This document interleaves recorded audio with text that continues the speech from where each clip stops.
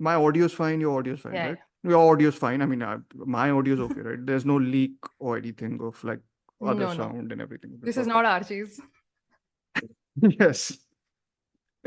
That was my I think first episode, okay?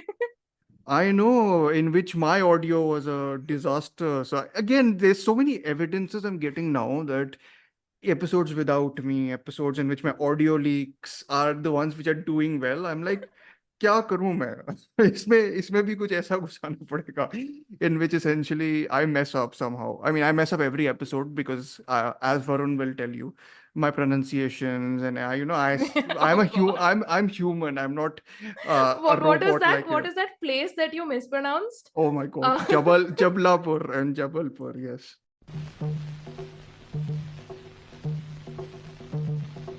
जादू मंतर जादू मंतर जादू Mantar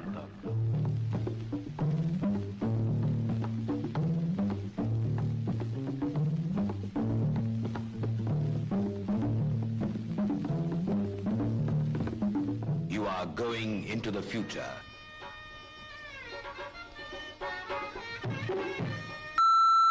You talking to me? They always be the scene closing. என் பேர் மாணிக்கம் எனக்கு இன்னொரு பேர் இருக்கு Talking to me? Queen is dead.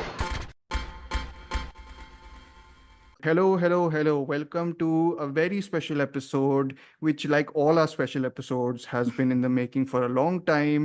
But it has very conveniently and I think very fittingly dropped into a good time frame where we are going to talk about this topic and we're going to release it. We have a very special new guest who, and this I think I've mentioned before also, we are very shameless in how we, call people, whoever listens to our podcast, essentially, just to keep them as our viewers or listeners, we invite them. This is also being disparaging to them, us, both of us. So, no. But no, we connected on our live stream. So there is one good advantage of the live stream that's come. So I suppose, we began it very hesitantly when we started, just because we were like, oh shit, we're going more mainstream. But I mean, clearly it has worked in our favor because the guest I have today is Chris Patrick, who joined me on the live stream for, I think you joined us in the first live stream itself or the second one? no. I came for Fighter. That was my first one. The Fighter live stream. Yes. That lovely film. Anyways, we are not going to throw shade on these films. There are other films to throw shade on today, and some films to praise also. So, but our topic for today, and I will also introduce Chris after that. Our topic for today, though, is queer cinema and Bollywood, and this is the part one of part two. Like these are the two we've planned, but I'm 100% sure we will be doing other editions of this sort of episode. And because these two episodes are solely focused on Bollywood, and we would like to cover Indian cinema also, but I don't think we wanted to do it for this episode just because it's just too expansive, and it becomes a bit complicated to juggle different histories of different industries and everything. But yeah, this episode will specifically focus on queer representation in Bollywood cinema. Representation is the important word here because we will be taking a significantly different direction in the second part, which is on queer coding, reading, and sensibility. Chris will correct me if I'm saying anything wrong. He is both my censor and my partner in crime in this episode. So I think which should be the way I think it should. But yes, today we will be discussing essentially films which are centered around queer narratives themselves. So it's not like there are elements which are in there within a film. It is about queerness, about queer characters. And so just to before I even introduce Chris, the films, to give you an example of the films which have this, which sort of we had discussed, which we might choose for this episode, are Fire by Deepa Mehta, which is a 1996 film, My Brother Nikhil, which is a 2005 film. So, these are the sort of seminal films I feel almost in Bollywood, at least recent Bollywood, where they introduced queer narratives, I think, very overtly. Then there's our favorite Karan Johar's well, he didn't direct it, but Dostana 2008. But I think, and there are other examples like Aligarh, Shubh Mangal Zyada Savdhan, um, Badhai Do, which we've discussed in a previous Quid episode. So, we will be bringing these names up occasionally whenever we are talking about the other three films, which will be a significant focus throughout the episode. So, the three films which will be a focus, the first one is Chandigarh, Kare, Aashiqui, the Chris's favorite choice out of the three. I say that sarcastically, of course, which is a 2021 release by, it's part of the Ayushmann Khurrana social message universe. Then there is the second movie is एक लड़की को देखा तो ऐसा लगा, which is 2019. I think this is the second mainstream, if you want to call Fire mainstream, I don't know. And if you want to call it an Indian or Bollywood film also, I don't know, because it's a co-production of India and Canada, if I'm not wrong. So we can call it maybe the first commercial Bollywood mainstream film centered on sapphic Yeah, sapphic love. love. Yeah, okay.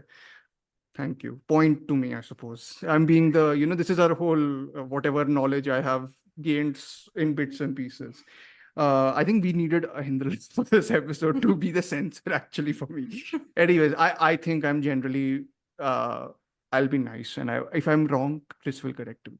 But anyways, that's the second choice. And these are the films which I think we will have a fairly fruitful discussion about the merits and demerits of. But there is one film which we chose, which I think is a rather astonishing piece of work, and maybe the best piece of work. Should I say that? I think I'm very confident in saying that the best piece of work in Bollywood queer cinema is Geeli Pucchi from Ajeeb Daastaans. I will be again reminding people of the time code when it starts and when it ends. No one needs to see a minute of the stuff behind it or a minute of the stuff ahead of it. But Netflix, one of Netflix's biggest crimes, amongst I many. consider it a hate crime. Yeah, I yeah. think it is a hate crime. It is. I mean, and it's also to not provide, timestamps or, those chapter boxes anyways.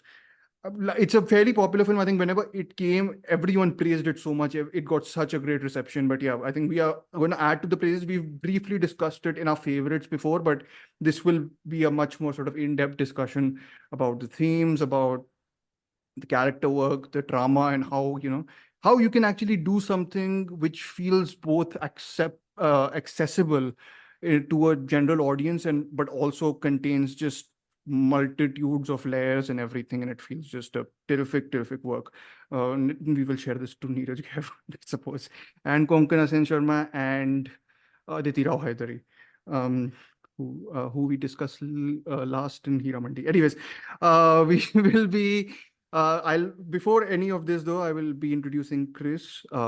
Chris, before I tell you to introduce yourself, I have taken your Twitter description, in which you list you're a queer academic, writer, and fanboy. You also very humble in writing. I pretend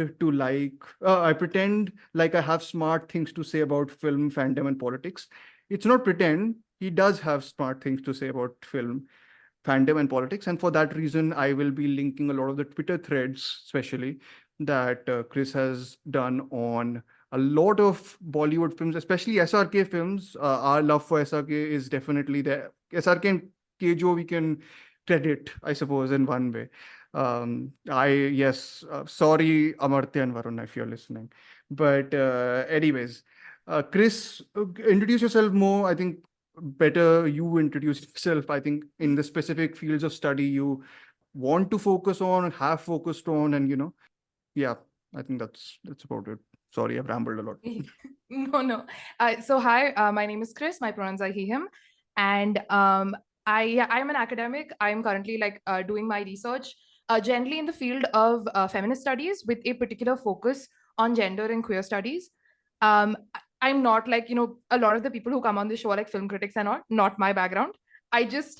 I am the 500 citation every line academic style. So this is going to be something new for me where I have to actually talk about my opinions on things without having to use other people's opinions as justifications that what I'm saying is valid. So I'm looking forward to the discussion. No, but I think that's a very interesting distinction also between academia and criticism for anyone who's interested in either things. But I feel citations now, at least for me, even in criticism, I use them a lot because it's just a matter of it's again acknowledging that other people in the world have written about stuff, which they have, and whatever you think has actually been thought in some ways, in different ways, which is not to discredit your thinking, but to either support it, or either you can counter it, which I think we've done a lot of times in our episodes. But And yes. I think in the current landscape, I just also think that there is so many ways that you can access information, because like a lot of my threads, if you see, I reference a Hmm. lot of like video essays on YouTube, Hmm. because Mhm. I feel like they've become a wonderful way for like secondary resources where people crunch these, like the Sontag article that we will get Mhm. to eventually. Yeah. I took years to actually sit down and read and Mhm. dissect, Yeah. because I have an interest in academia, but reading papers is not easy. It isn't. So Yes. I watched a bunch of videos that like went, into explaining, as we'll do in these episodes, these concepts Yeah. through examples, through more like accessible mediums. Mhm. So for me, that citation also has values in the sense of acknowledging that we have sort of brought academia down from its like, ivory tower, and sort of Yeah. made it more accessible. So even in like when we talk about like opinions, there is still value in acknowledging them and how they've made that knowledge a lot more accessible. Of course. And I think the gatekeeping of like the jargon and all that, I think we try and avoid as much. I mean, I know I make a deal of saying sorry every time I mention a jargon, which probably I shouldn't do, but I will probably do again in at least one of the films we are discussing.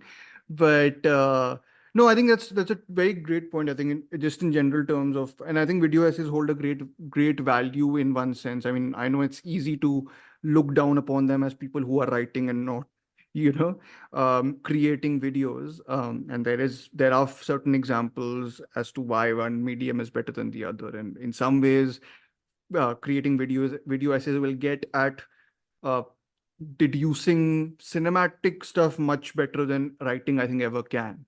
I think that's something, again, people can argue and not argue. One of the appeals of, I feel, right, I mean, I know we are talking about academia and criticism, but I'll just move on after this point. It's just a general, I think it's good to know that you can't capture everything in when you're writing about film, and that you are just grasping at almost straws. Like, there's so much to talk about, and even in our discussion, of course, like every episode we do, which is a sort of comprehensive episode, we will not be covering everything, and our scope is small, because I think the podcast allows us, at least because we are doing it in episodes in which I hope it sort of reaches to people who are probably not into or haven't seen the cinema also. We do want to act as a, almost introduction to this form of cinema also. So I think it won't be super in depth, but I think it will be in depth enough. Let's just say that we will No, be. again, I Hmm, as an academic, I hmm, could take any one of these films and write like 15 papers on them. sure. So it even to be comprehensive with what limited things we are talking about is next to impossible. So Yep. I think like we have done a decent job at picking like a representative sample for Yeah. our discussion. Yeah, yeah, and I think it's a good range of films. I mean, we're praising ourselves, but anyways, later we'll do that later. But no, I think before we, dive into the films and everything, I think the first question I've mentioned this to Chris again. Surprise, surprise, we Hmm. actually plan stuff. It's not all impromptu. So this is a question I wanted to ask because I think it links a lot to the studies, at least the Indian studies, which have been done on Bollywood queer cinema.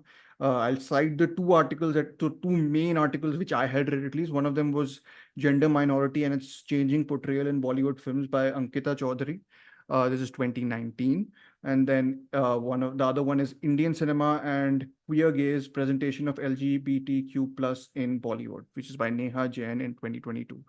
So I think a lot of the points made in these articles sort of, you know, get at this whole idea that Bollywood is inspired by reality, of course, but it also is influential in creating perceptions, and perceptions which are steeped in stereotypes, especially about queer characters, queer narratives, even. But I think the sort of logical way of sort of starting this episode, actually, beyond all the laundry list of things I've said before this, is asking Chris. I think if I say the word queer if I say the word gay, or if I say, and there are different answers to these, of course. So I would let's just start with, if I say the word queer cinema, I don't even need to say cinema, but if is there a particular image from a film, from, especially Bollywood, I think, I mean, you can even have it from other places, because I do have it from other places. But is there a particular image that comes to your mind when someone says queerness, or like, I think in cinema in general, if you say, I would say Call Me By Your Name.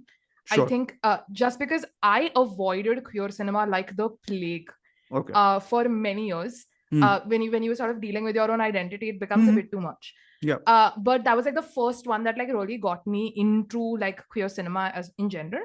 sure. If Bollywood, honestly, it's not queer cinema. It's always like, it's the dostanas, it's the kal ho na hos. The When elements sort because of that. Yeah. it's those elements. It's that image of Aman and Rohit in the bed together with Kantaman Yes. getting his breakfast. Yeah. It is the two of the Mada Ladla sequence in Mhm. Dostana. Yeah. And it's a lot of like homoerotic imagery in like between like friends, like your Sholay-esque, Sure. that sort of imagery that comes to, because Mhm. I wasn't really aware of like queer cinema in Bollywood, Bollywood. minus Shubhankar Jada Savdhan, for a Wow. long time. Till like Yikes. maybe the last year. No wonder you That's avoided. because I've no, that's because like I had a story with it, because I wanted to watch it, but I wasn't allowed to, because they were like, no. No. So It's so okay, yeah. that is like it's like lingered around in my Yeah. brain. But apart from that, yeah, I just don't, I'm not Maybe, aware, or I wasn't. maybe for the first time, I'll say they were probably thinking about the trauma the film will cause, which is not based on any prejudice, but just based on the quality of how bad that film is. No, this was before anybody had seen the film. This was like, I wanted to watch it in Okay, theater. okay. And they were Sure, like, sure, this sure. subject matter we do Oh, not okay, want to okay, got expose it. to you at your Sure, age. okay. So that is why it's like stuck around a bit. But apart from that, like Chandigarh, Kare, Aashiqui and all I found about this year. I had no Okay. idea these films even existed. Mhm. So again, avoided them like the plague. Fair So like enough, I would yeah. say these are the two sort of things where the thing about even like Dostana, I only watched, I think, earlier this year or late last year. But the images are like universal from that film. The Yeah. songs are great, it's a Kejo production, so the music is good. So I would say those. So that the one camp is the queer-ish adjacent in Bollywood, and a film like, say, Call Me By Your Name in Western cinema. Sure. And if I say something like, if I mention gay cinema, or if I mention lesbian cinema, or if I mention transgender cinema, are there particular images, trans images, in fact, trans cinema, are there particular images, or, I mean, gay cinema, I think you can probably link back to something like Call Me By Your Name, but like if there are other, images that come into your mind, again, doesn't matter if it's Bollywood or such, but just media.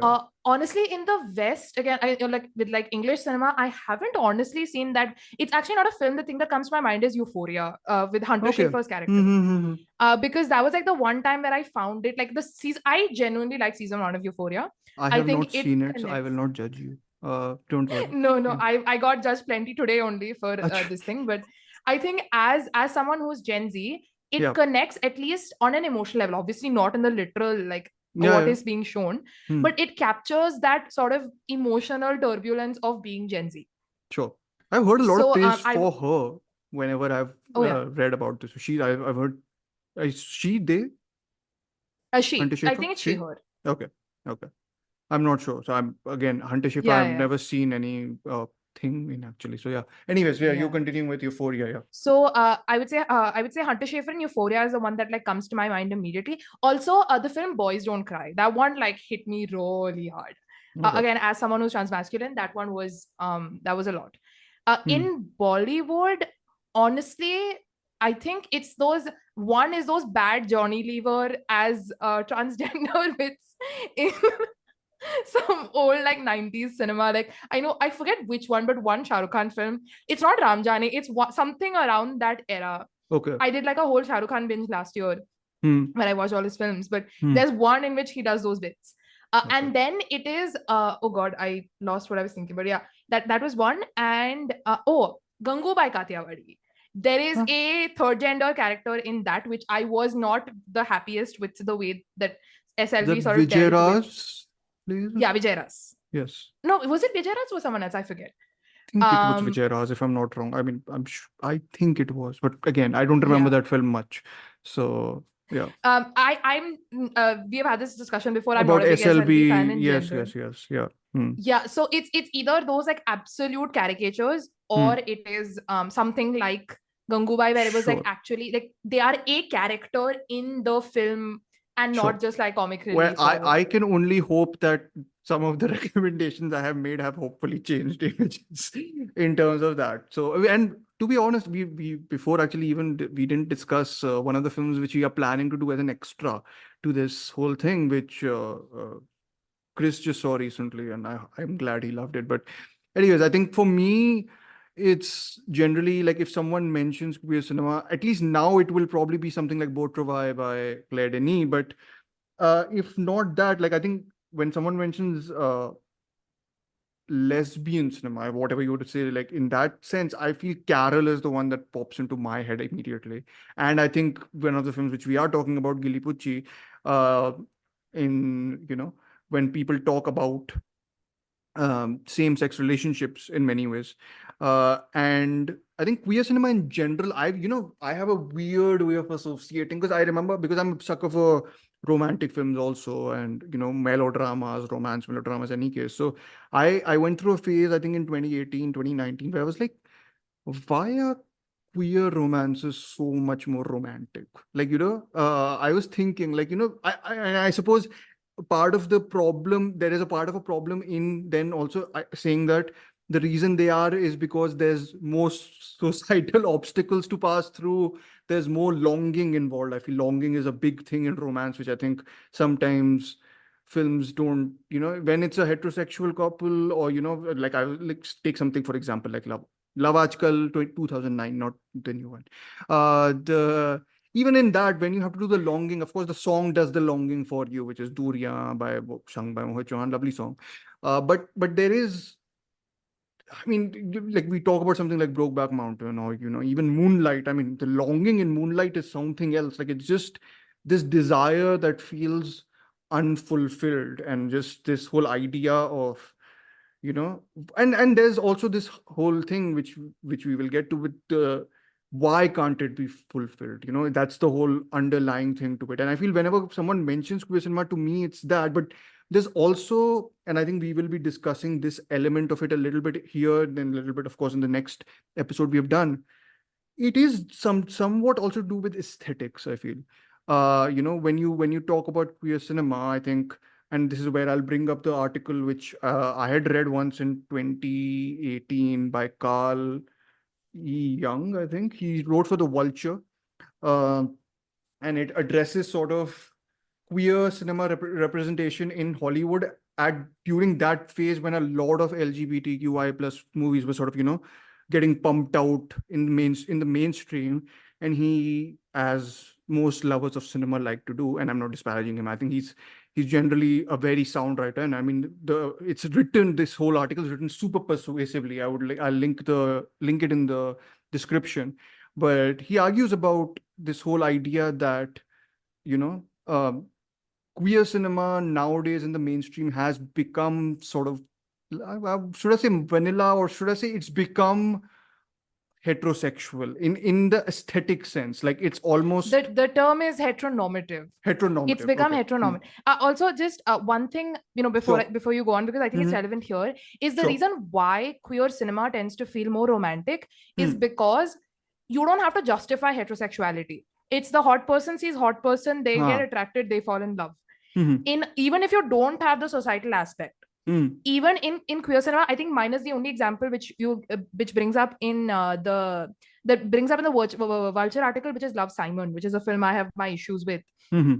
Is there is this will they wonder is that person queer or not, is also that one build up which Geeli Pucchi does beautifully. Hmm. That build up of like testing the water, so you get a more, even before the longing, you get a bunch Hmm. of establishing which you Sure. don't get with sort of Heteronormative, heterosexual relations. heterosexual and okay, yeah, absolutely. I mean, I've always wondered why, at least during that point, because and that's maybe the first time I saw Todd Haynes' Carol, which I think is a lovely, lovely old-fashioned melodrama.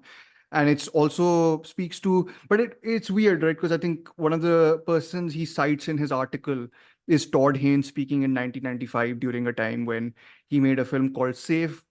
Incredible film for whoever wants to watch it, and it's one of the few films which is not directly about homosexuality, but it addresses it in that oblique way which he does. And I think anyways, he referenced him saying that queer cinema needs to be, I've written down the adjectives, but I'm going to have to search for them. But I think it was this idea of bold, daring, brash, almost like it needs to not adhere to a sort of expectation, almost of wanting to be accepted. It's almost like we are this, you accept us like this, if at all. I think there's that confidence, almost like a yeah, I think confidence, because I think the issue when I was watching the films for this episode was this, when this concept of assimilation arrives, is when it becomes really tricky, because I think then it becomes like, are you having to compromise on your own queerness to appease to the mainstream, or appease to a certain section of people? And I think uh, this article definitely gets into the idea that there is a slight downside to that. Like, I think there is something lost in softening the edges, or whatever that means. So I think, yeah, but yeah, please speak No, to uh, that if you, yeah. no. I think the thing is, this is why I said, one thing that I have to bring up is queer politics, because I think that is intrinsically linked with this, attitude towards queer cinema. Context, Because of course, at like, that point in time was different. So yes, yeah. yeah, and I think I once attended this lecture by Professor R. Raj Rao, Okay. whose poetry was the basis for the film Bomb Gay, which was like the first gay film ever that was like made in like mainstream India, I think. Sure. And he actually said something that like shocked me, but I found the explanation very interesting. He Mhm. said he wasn't happy with the Supreme Court striking down Article 377. Okay. He said that basically by this we are losing bargaining power. When nothing has changed, the status quo has not changed, the attitudes of people towards queer people have not changed, but by this people can performatively say it is no longer illegal to be gay in India. Sure. So it's that idea of, do you believe in liberationary politics? Do you believe in assimilationist politics? Or do you believe in sort of tolerance or acceptance politics? And based on your existence on that spectrum, your attitudes will differ. So Sure. with the Vulture article, that is a very sort of liberationary this thing. Where it's like, no, the idea is to break free. It's to almost, provoke. It's to get people to talk about these things. Whereas something like Love, Simon, and we'll get to like Shubhankar Zyada Savdhan or Ek Ladki, are on the complete other end of the assimilation, is that we will bend to your will. Yeah. We will accept your norms as long as you let us be and don't this thing. Yeah. And then there are people like films that lie somewhere around the middle of, or perspectives that lie somewhere around the middle of, okay, we don't want to destroy these norms, but also we don't want you to just, we don't want to conform to you either. So like, let us like live and let live type of thing. Can I ask you one question then? Please do. So because I think we will be, when we discuss these films, I'm presuming one of the things which we will be hitting at is how easily these films provide solutions, and how easily these films tie up their loose ends, or they really do I would say manufacture happy endings in many ways. But can we tell a story which is radical, which is happy, or which can have a happy end? I'm just asking. Yeah. No, I think you definitely can. The happy end just has to be realistic, is the problem. So Which I think was talking Badhai though is an example for that. Badhai though is a brilliant example. I think Badhai though, there are sections of, even though it like does the light comedy thing, which is one of the few films in the current era which does it well in the sort of I call it the Ayushmann Khurrana social messaging industrial complex. But in that general area, it's one of the few films that does deal with it really well. But there are like really dark moments in the film. Yeah. There's like, for me, one beautiful moment that resonated with me was Rajkumar Rao, almost after he loses his younger lover, once he like stops talking to him, he has this reflection of how he did that to his older lover in the past. And those are really bleak moments, and they actually talk to this, like, again, Call Me by Your Name discourse is a thing, it's back because it's Pride. And a lot of people have the issue with the age gap. But if you look at queer relationships, age gaps are exceedingly common in them Yeah. due to a bunch of social factors. Yeah. So I think it is I mean, age possible. gaps, and I think even something like Young mentioned it, right? The coyness about Yeah. showing the sex on screen, which I think you provided a nice alternative in the sense that it is something treated as secretive as opposed to the heterosexual sex that's shown on I screen, wouldn't say right? secretive, I would say sacred. Like in Sacred, Call Me okay. By Your Name, Hmm. there is so much beauty to their intimacy. Like his Hmm. relationship with Marzia is more Hmm. normative, it's more playful. So the sex just Mhm. feel like it's part of it. Like Hmm. Elio even talks to his father about the fact that they almost had sex, which is like not Mhm. something you would consider almost normal.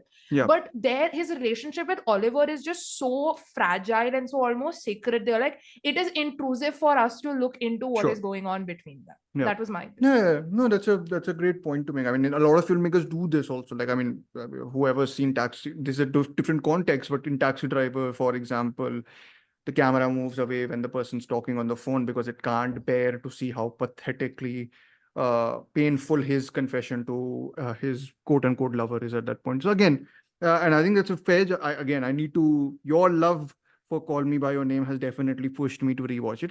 I've always liked it. I've just never, you know, loved it. But that might be down to my Guadagnino agnosticism. Let's just say that big word, I suppose. I don't know. Anyways, but yeah, no, I think the reason I think we began on these notes, I feel, of a little bit of the aesthetics bit of queer cinema is because the films we are going to be talking about are not particularly, I would say, um, aesthetically daring.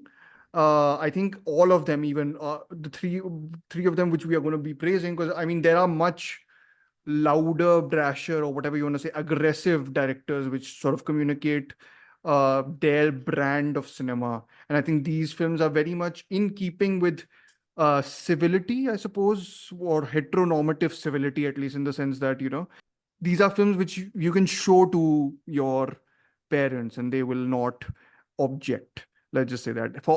But if I show something like Safe or like Poison to my parents, they will be. Poison is his debut, I think, Todd Haynes, and it's a genuinely uncomfortable and very vicious film in some senses, and gets at the HIV epidemic at that time really, really strongly. Anyways, but the point is that these films are quote unquote safe in one way. Within that safeness, though, I think there's scope to, you know, move in different directions. And I think this is where we will talk about all these films and how they move.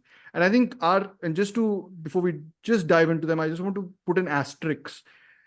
We will be in some ways contradicting a lot of the things which we will be talking about in this episode and the next episode, because we are actually more in keeping with the, because I think the one thing that the Indian articles especially we read were they were more survey like to me, as opposed to, you know, deeply analytical.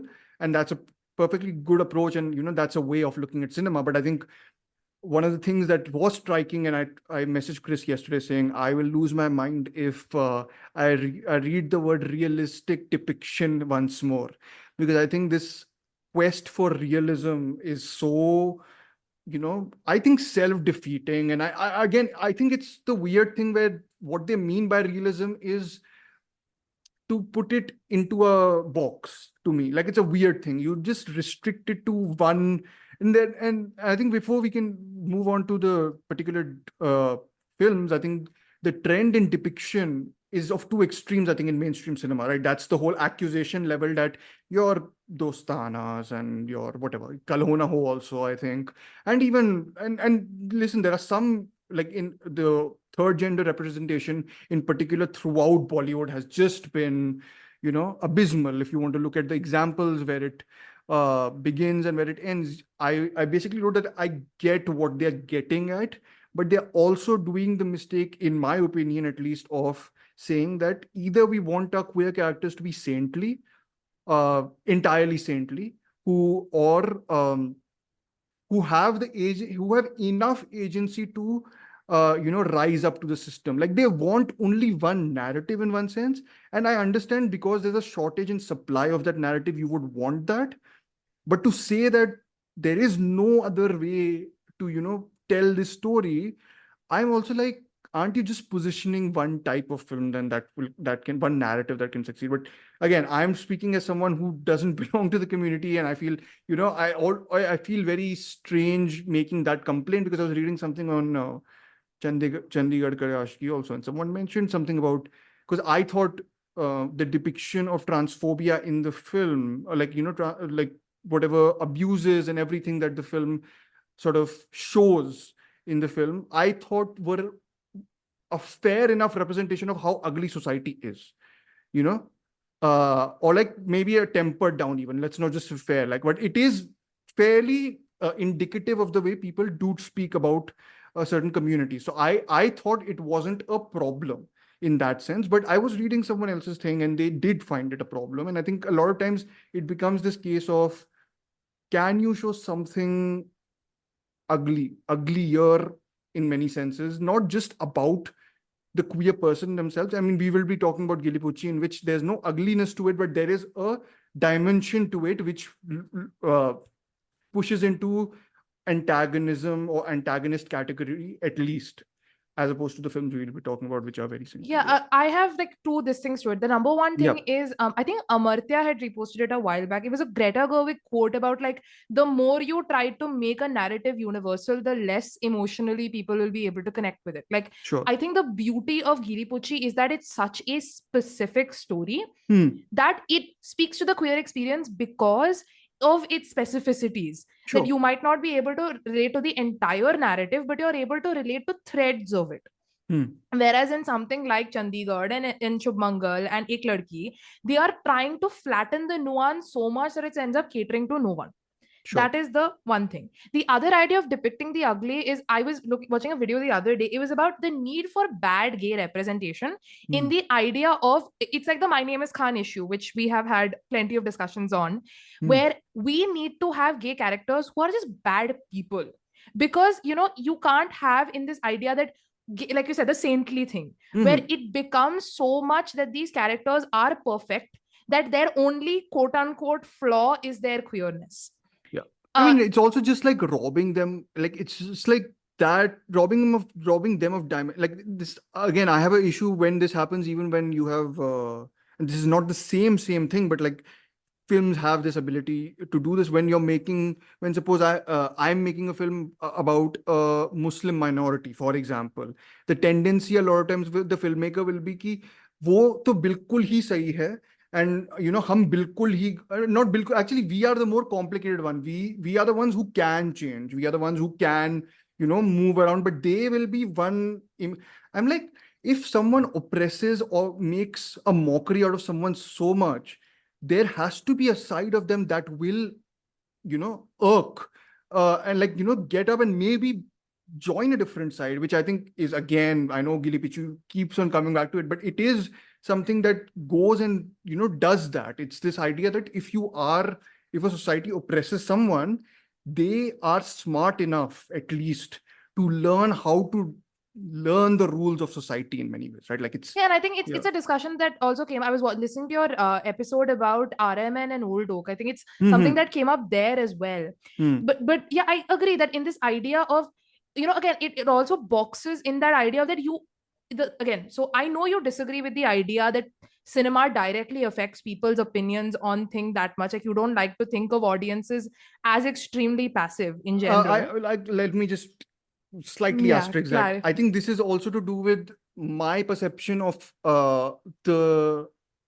people like us, as opposed who are into cinema.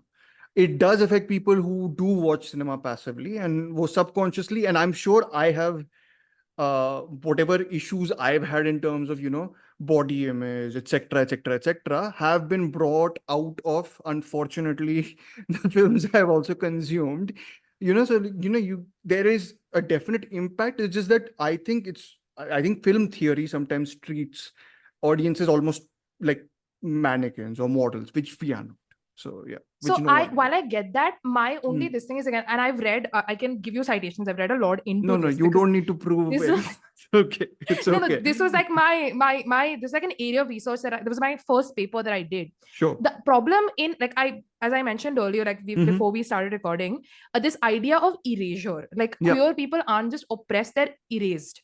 So Yeah. when you create these images in cinema, they aren't adapting the status quo, they are creating the status quo. Status quo. So the responsibility becomes far more sort of heavy, because you are literally setting the standards of what it means to be queer and what the queer experience is. Sure. So I do get this sort of trouble where, you know, you want to depict them well, but you also don't want to, you know, flatten the nuance, which again, Geeli Pucchi comes again over and over again, is a Yeah. film that manages to do both of these things. But again, I understand why Ek Ladki Ko Dekha Toh Aisa Laga or Chumangal Zyada Savdhan are the way they are, Yeah. but I just wish there was more nuance. Like, Sure.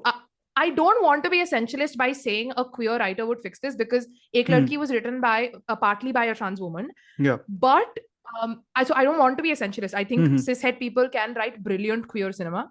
Again, Call Me By Your Name's original text, Call Me By Your Name, the book, was written by a straight man. Amazing book. I really like it. But I do feel like there just needs to be room for a bit of moral ambiguity and a bit of like humanness, like having flaws, being people instead of like flat images that is required. No, absolutely. Fine. I think I have I will slightly addendum that with my I don't want to say defense, but I'm softer on these films. And I think we can move on to the films now.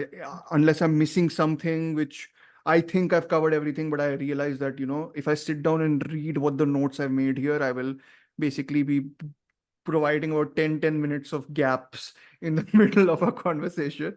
No, but I think we've covered a lot to do with just the basis of sort of representation in Bollywood cinema. And I feel one of the things I did want to mention actually was the Kali Young article is specifically geared towards Hollywood and new Hollywood's queer cinema. So one of the things which I did, and we can move directly to Ek Ladki Ko Dekha if you want first, or we can move first to Chandigarh. Either of them we can move to first. I think I want to tackle the weaker ones first and then leave the ending to the sort of Geeli Pucchi. I think we can start with Ek Ladki, because Ek Ladki it has got issues, but it's overall not that bad, because I think we need to like brace ourselves for Chandigarh, because I will go off. I'm sorry. Okay, fine. I No will go problem. off. So we'll start with Ek Ladki Ko Dekha. सबका दिमाग एक ही direction में क्यों चलता है? उस दिन मैंने अपने आप से कह दिया कि मुझे हमेशा अपना सच छुपाना पड़ेगा। डैडी आपको क्या लगता है? और इसका चक्कर इस लड़के के साथ में है? तेरे से ये उम्मीद नहीं थी। पर मेरी उम्मीद पे खरे तो आप भी नहीं उतरे डैडी। लंग जानी रे मर जानी रा कहनी जो थी कह दे वो बात। तुम पहले बंदे हो जिसे मैंने अपना सच बताया है। एक लड़की को देखा तो ऐसा लगा। ट्रू लव के रास्ते में कोई ना कोई स्यापा होता ही होता है। अगर ना हो तो लव स्टोरी में फील कैसे आएगी? ऐसा लगा। I read about the young piece then only when I had watched, I think, Ek Ladki Ko Dekha. So I think I was in one way thinking about how or if his theory about new queer cinema and the brashness and everything can apply to Bollywood also. And to me, it was basically no, you can't apply a similar principle to Bollywood because Bollywood itself has not had enough cinema only in general. As you said, erasure and like creating images of, the sort of, you have to create positive representation first to actually then play around with those images and, create more nuance. So I remember and unfortunately I didn't get to rewatch it, which is my fault. But I watched it first time in 2019, whenever it had released. I had written a review then, so I'll be relying a lot on that. And I was fairly positive on it that time. And my fairly positive was basically, and I was reading it and I was like, again, I'm doing the whole thing of making a lot of excuses as to why I like it. Where it was like, ye to, like, it's dramatically a bit flatlined. You have a very poor central performance, but there's a.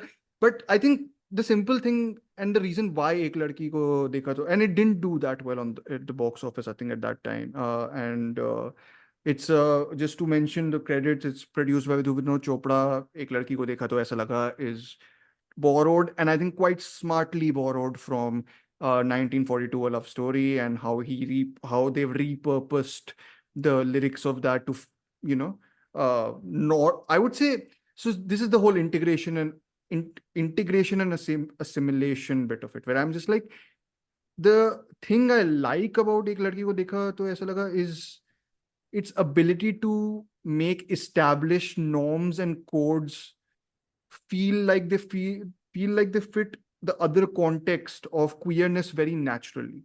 So it's like, lyrics from old movies will become easily translatable.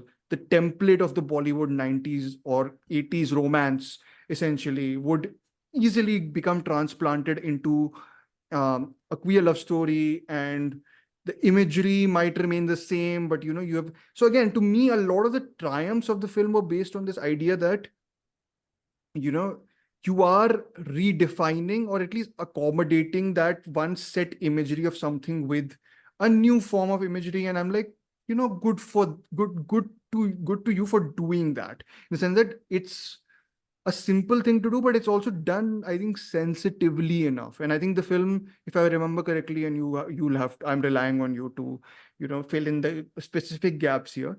But I think, I'm not sure if it deals with intersectionality super well, but it does deal with it, or try to deal with it.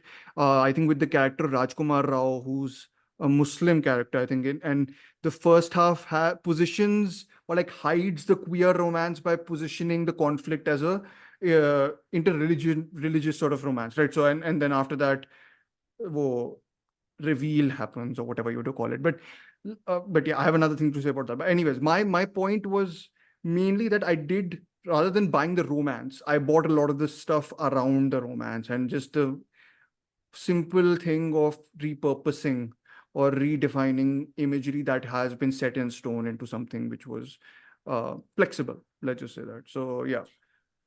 So the thing about me is, okay, so again, we talked a lot recently about approaching the way you approach cinema. I didn't draw any of the sort of background that you did about these conventions and so on and so forth, because that's not my area of Bollywood is post 2000s, very modern. That's sort basically of... revealing our ages or whatever, our generations. Yeah. I mean, I've already done my Gen Z mentioning before, but yeah. I was So about to say the that fact... this reminds me of Kho Gaye Hum Kahan, but anyways.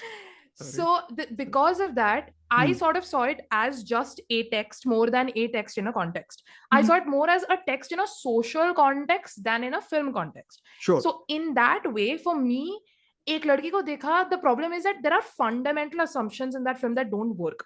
Sure. Which I think we'll get to when we go more in depth into the thing. But on the surface level, I think generally it's fine in the sense of it's not offensive. Like, nobody throws up, which is like a big deal. For me. Oh, is this Shubh Mangal Jada Savdhan Dig? And Chandigarh. This is like an actual long Chandigarh mein he throws up after he finds out that oh, Bani Kapoor yes. He pretends. I mean, he's almost trying to throw up. Yes. Yeah, and that is actually again brilliant video by YouTuber Lindsay Ellis, no longer on YouTube, rest in peace. But she's alive. She just doesn't post on YouTube anymore. But she did a beautiful video like tracing transphobia through Hollywood cinema. And in that, like, the throwing up after finding out the person is trans is a long-winded long time transphobic trope. Sure. So I am very averse to it. So both the films doing it rubs me off the wrong way. So no one throws up, which is amazing. The other thing is, I am personally not the most comfortable with the equating interreligious to queer this thing, because Chandigarh again also does it with the father that character. does it very poorly though. Yeah, I mean, I feel this one at least like Sahil Mirza is a very prominent character in this, right? If I remember correctly. Yeah, it uses it much better, or at Sure. least in a more justifiable manner, Mhm. even though I have a principled opposition to it, Yeah. but in a more justifiable manner. Hmm. That is one thing that I didn't mind about it. And I think in general, my biggest thing is it doesn't do anything negative. Like at this point, that's how low the bar is. It is it not, does the film do any good? Is it harmful? And to me, Yeah, I remember there it are not, being harmful. I mean, the central romance is so weak. How will it be harmful? Like, no, okay. So I think I'll bring up that point here. For me, the Yeah. biggest issue with the film is the brother character. Okay. Okay. Who is, and not who in the way plays that the he treats brother them. character? Huh? Do you know who plays the brother I character? have no idea. I am Okay, terrible sorry. at remembering So actors' different names, but actor, yeah. some actor. Okay. So- So the brother character, it's not how he treats the girls, it is the context in which he treats the girls. So for full disclosure, even though I'm transmasculine, I present femininely. And I have been in sapphic presenting relationships. And nobody realizes you're in a sapphic presenting relationships, because the gender norms relating to the interactions between women is very different with the interactions related to men. So this is a running. Do you know about the Instagram trend of siblings or dating? Have you seen that? I don't think so. And No, I'm this sorry, is I like made a face which suggested that why should I know No, that? no. But yes, I do kind No, of no, think it's a very popular account on I Instagram won't where it's know. I'm basically the person who lives under a rock. So yeah. But the idea is they show a photo and you have to guess if these two people are siblings or if they're dating. They look really similar. So my partner and I had, are these best friends or are they dating? Because there would be videos of like two like women basically making out with each other, but they're like straight girl besties. And that is just fine. Nobody cares. But when you have, and like the actual sapphics are just like standing 4 feet apart, talking about something, joking around. So nobody realizes. And the problem is the way that the brother character sort of boxes her in is like, oh, तुम्हें उसके साथ ऐसे करते देखेंगे तो वो क्या सोचेंगे? That is a very Achillean or like male like man love man type of thing, or a gay thing. It's not a lesbian thing. Lesbians more again get erasure than violence, where they're just like, oh, we are besties. Again, this is something Geeli Pucchi uses very well, where they use the idea of best friend as a euphemism for, partner or girlfriend. Yeah. But in this film, you have this idea where he is using very very almost masculine ideas of homophobia to a lesbian or sapphic couple, which just does not work. Which is my idea of this film doesn't understand how sapphic relationships work. One, though it doesn't delve into the relationship, and again, the lover character or clocks Sweetie immediately, which again does not happen very often. Like she knows, she like in her opening dialogue, she's like, "Oh, my girlfriend. Yes, I said girlfriend." As and all she says to signal to. So that but doesn't the happen. film treats it like a reveal, right? Tell me if I'm wrong. I think one of the big problems I had with the film when I watched it the first time was, and this extends to social message films in general, right? Because I think the trailer, and I'm generally not someone who watches the trailer, but trailer, media, news, whatever, they basically put the audience in a privileged position, right? Because what the film is about, essentially. So essentially, you are somewhat entering as a conduit of the heteronormative or heterosexual character here. I think Sahil Mirza is slightly the conduit character here. Like he's the one who we enter as, but we are not entering as him because we are like we know more about the character of film than he does. But the film treats it like we also will be getting to know it as he is. And I was like, but you told us in the trailer, right? So and it's not even my point is not the reveal to the audience. Okay. It is how the girlfriend character reveals to Sonam Kapoor that she is into women.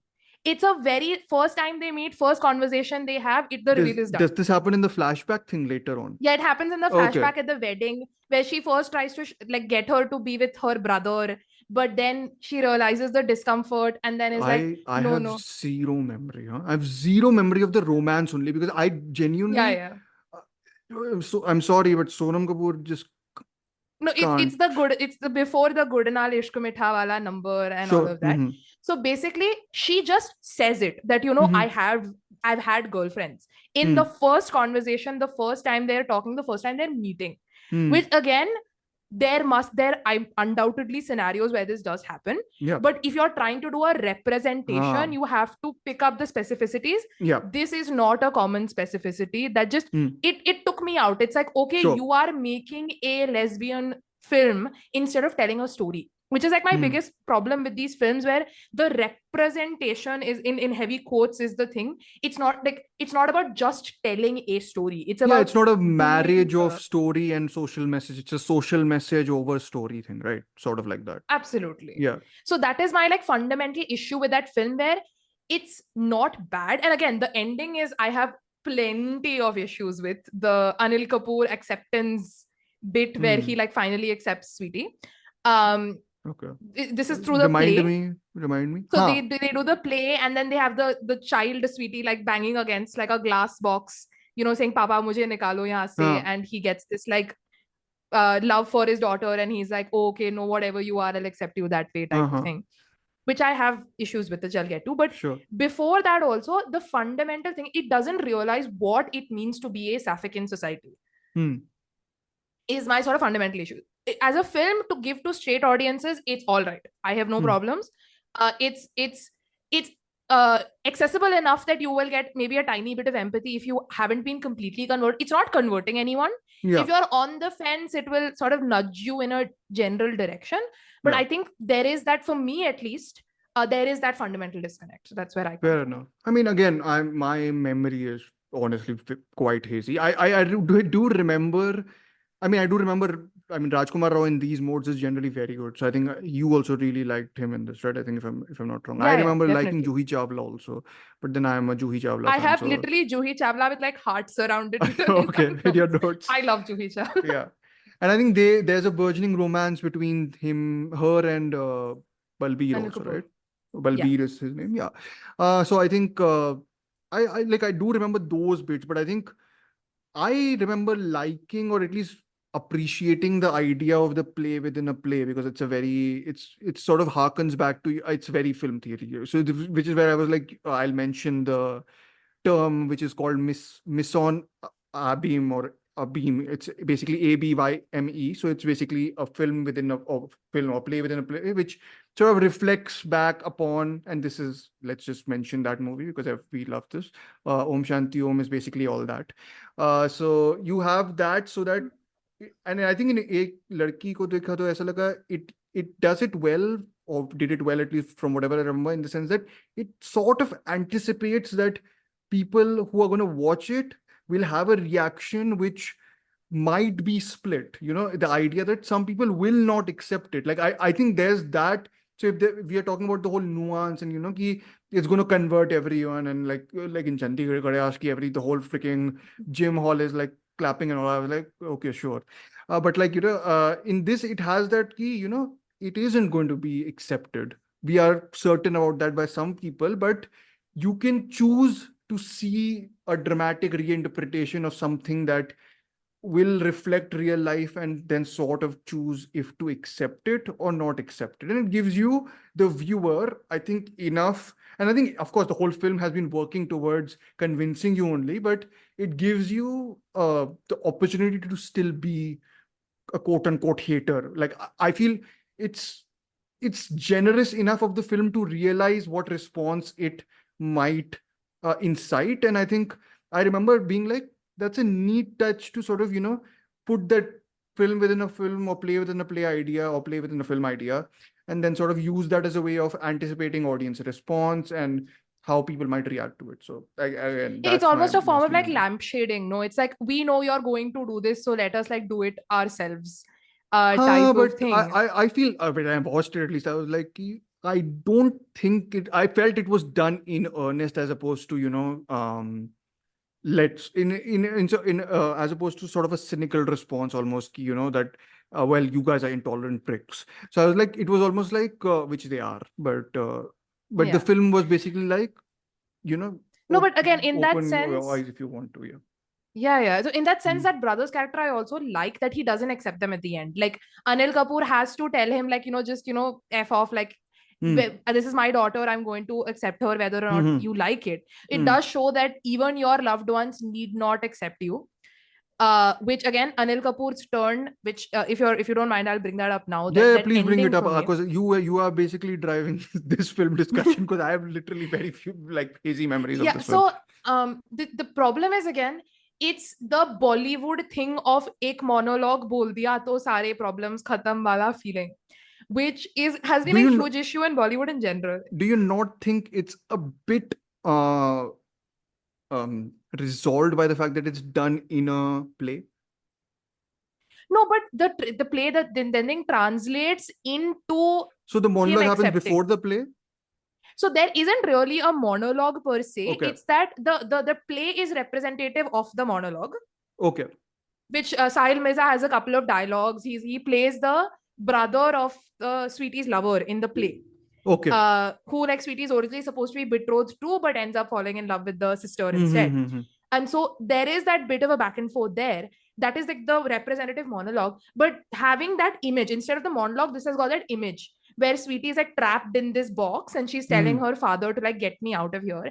And it just takes seeing that visual to completely, and like Anil Kapoor gets so this thing, he goes on stage and he like beats up one of the actors in the play because they are doing the homophobia. Okay. And he's like, and the guy's like, please stop, I'm just an actor, this is a play. Like Okay. that is how that sequence goes about. And the absolute 180 that Anil Kapoor does to me is a bit too convenient. It's just like, okay, this is how we will say that, okay, ho gaya. It's like, Papa ka pyar is above all else. Just doesn't work for me. Like one of the discussions I was having with queer friends of mine was, we want a film where just someone does, the acceptance doesn't happen. You try, it doesn't happen. You have found family, you go with them, because that's what a lot of queer experiences I are was like. about to say that Badhai, though, from what I remember, has a dual ending, which I do really like. And that's a good way of sort of, presenting two solutions. One of them involves a sort of union where you get the happy ending, and the other one almost is like a counter of that, where you don't get that happy ending, which I think is a good way of, showing the alternative solutions you can have in society like that. This is what I remember from the film. Am I correct? Yeah, I think even I saw Badhai, though I think a year back or something. So Yeah. even my memory is hazy, but I do think that one of the families is far more accepting than the other. Yeah. And sort of that I liked, because it gives that sort of two different narratives on like how queer acceptance can work. Sure. So, but again, that was my biggest problem with Ek Ladki, where it's just like, ho gaya. So I think for me, it's just a matter of already accepting that these endings will in some ways be manufactured. And it's of course an idea of how much convincingly you can do it. When I watched it, I thought it was done fairly convincingly. Maybe I rewatch it and I feel it's not. But like again, we can move on to Chandigarh also if you want directly from this, because in that film, when I watched it, I was like, okay, that's a fair amount of leap of faith you're asking me to take, which I don't think I can. But I was like, okay, but in the second part I was like, okay, ye to karna hi padega na. Like the way I justified my unbelievability of the end was, but you will have to do it. It's a mainstream, your social message, Ayushmann, Khurrana. I'm just saying this is how soft I go on these movies. I'm just trying to, yeah. I understand that, but again, as an academic and as someone who understands these issues in a far more interpersonal way, and I obviously don't know your background with like queer interactions and people around you, but as someone who's worked in this field a lot more, I am worried by the social implication of these things in the longer term. The Like, manufactured happy ending, sort of like that? Or? Yeah, and also like, I don't know, I wrote a piece a while back about mental health representation that I really don't like in films like Kho Gaye Hum Kaha, in Gehraiyan, and Dear Zindagi. So the three examples that I took. But because the problem with them is they shift the goalpost, which is the idea is it goes from mental illness is only like recognizable when it's like extreme and like hinders your life to when you've got childhood trauma. Yeah. So in all three films, they use childhood trauma as the excuse for why this person is in therapy. That's a staple. I mean, horror genre is I don't think you're a horror person, right? Anyways, No. but horror genre, to don't watch that, please, because every film is predicated on right now at least every horror of every film is predicated on childhood trauma. No, so the So problem with that becomes most people who face mental health issues don't have big abandonments or yeah. like mothers committing suicide or like Hmm. being victims of suicide Are in there front of good them or examples in Bollywood of tackling this? I'm asking because I'm trying to think through myself. I don't like the only other film I can remember even with therapy in it is Two States. So I don't know. I don't know if October is a depiction of it, but it does get at the idea of illness in a way which I think I I disagree so much with the protagonist of the film. Like I'm the cynical asshole to his blind optimism, but I'm just like, अगर इतना है blind optimism, then go for it. Like I'm just like I do like the idea of the film and how it depicts it, but again, I'm not sure if it. No, so my point is if you want to make therapy normalized, you have to have normal people go to therapy. Like you can have a 9 to 5, a good family life, and still face mental health issues because that's how mental health issues work. But when you sort of make it Chris okay, all Imtiaz these Ali characters. says hi, especially the Tamasha version. Huh? Let's not. No, Imtiaz Ali is a ticking time bomb between the two of us because I did my binge because of you and it kind of ruined my life. I warned you against some of them. So, anyways. I'm sorry that warning will never be enough. That is not your fault. It is Imtiaz's fault. This is the shade towards Rockstar, which I will never stop shading. But yeah, Okay.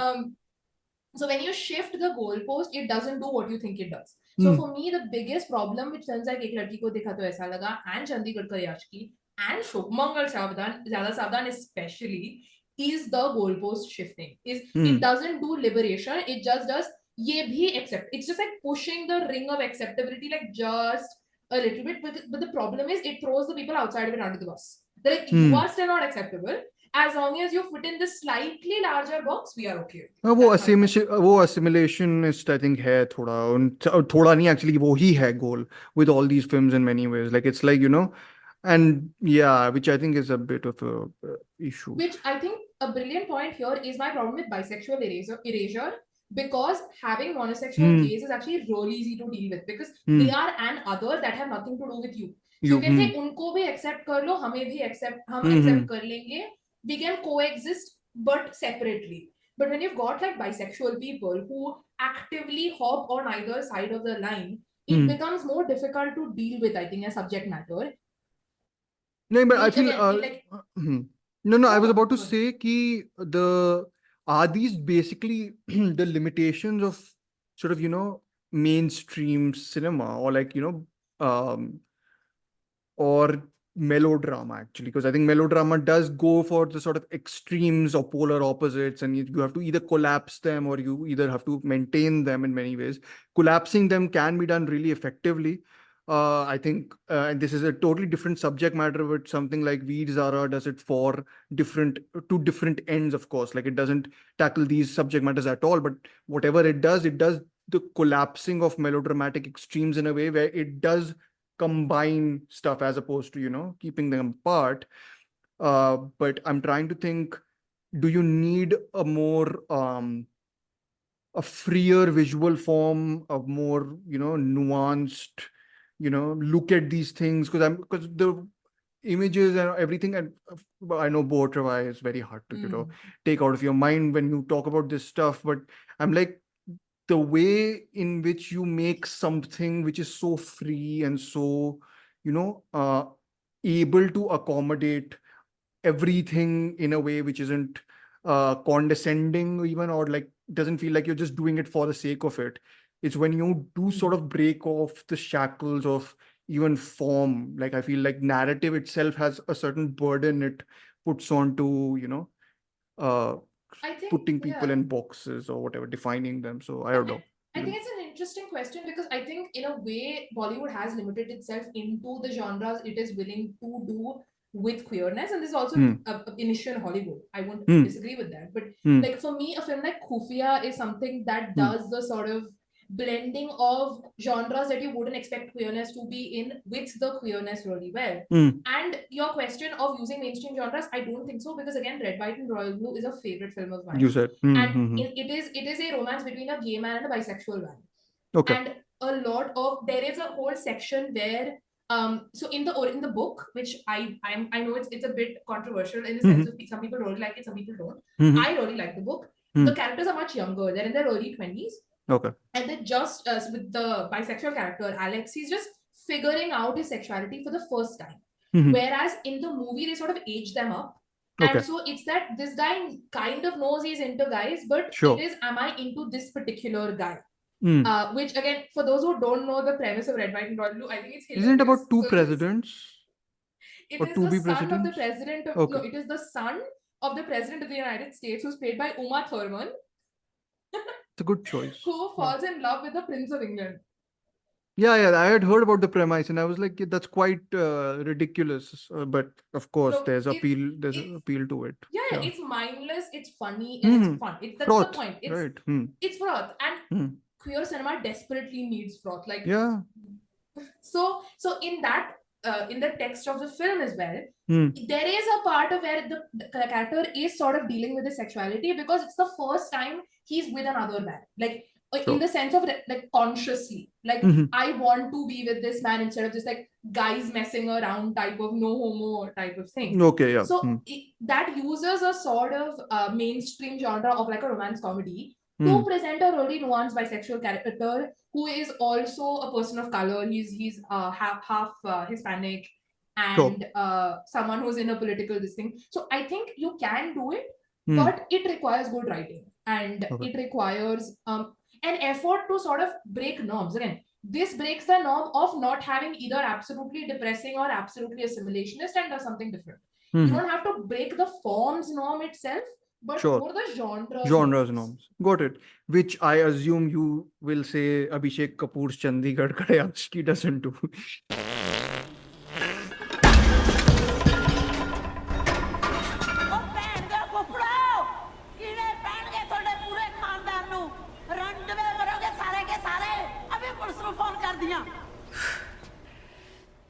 It is written by Supratik Sen and Tushar Paranjpe. It stars Ayushmann Khurrana as Manvinder, quote-unquote, Manu Munjal, and stars Vani Kapoor as Manvi Brar. There's a lot of other people also in it. And the other, I messaged Sanjeet saying it also stars Balbir Kaur Punjab, which I didn't know it did. So, yeah, that is my sole joke about this movie. But anyways, tell me if I'm correct in labeling this as the first mainstream film that tackles trans issues I think as a I think at center and also like in the sense of we want to talk about trans issues and not just the central character is a trans character or like someone central to the film is trans, because honestly trans literature or literature on trans films in Bollywood is almost impossible to find. You have to like hunt out the physical journals. It's not there online. So it's almost impossible to actually track down, but from a mainstream, at least modern perspective, I would say from my knowledge this is the first. I think so too, like just centers. I mean, I know there's Sacred Games, I think, right? With have you seen Sacred Games? I have not, but I'm pretty sure there's a trans character. Kubra Said is the trans character in it, and I think they have a very central part in one of the central narratives involving Nawazuddin Siddiqui. I wish fans of that show were here to explain better. But I mean, I like the show. First season, second season is a bit whatever. But doesn't matter. I know that it does have a slight focus on it, but it's not the focus, which I think this is capital THE focus of this. And also, I think it's the first time you have like a cis woman playing a trans character, which I have not seen before. It's always been the men, right? Yeah, it's generally been cis men. Yeah, cis het. Het again, obviously can't say, but cis men. Cis men. Yeah.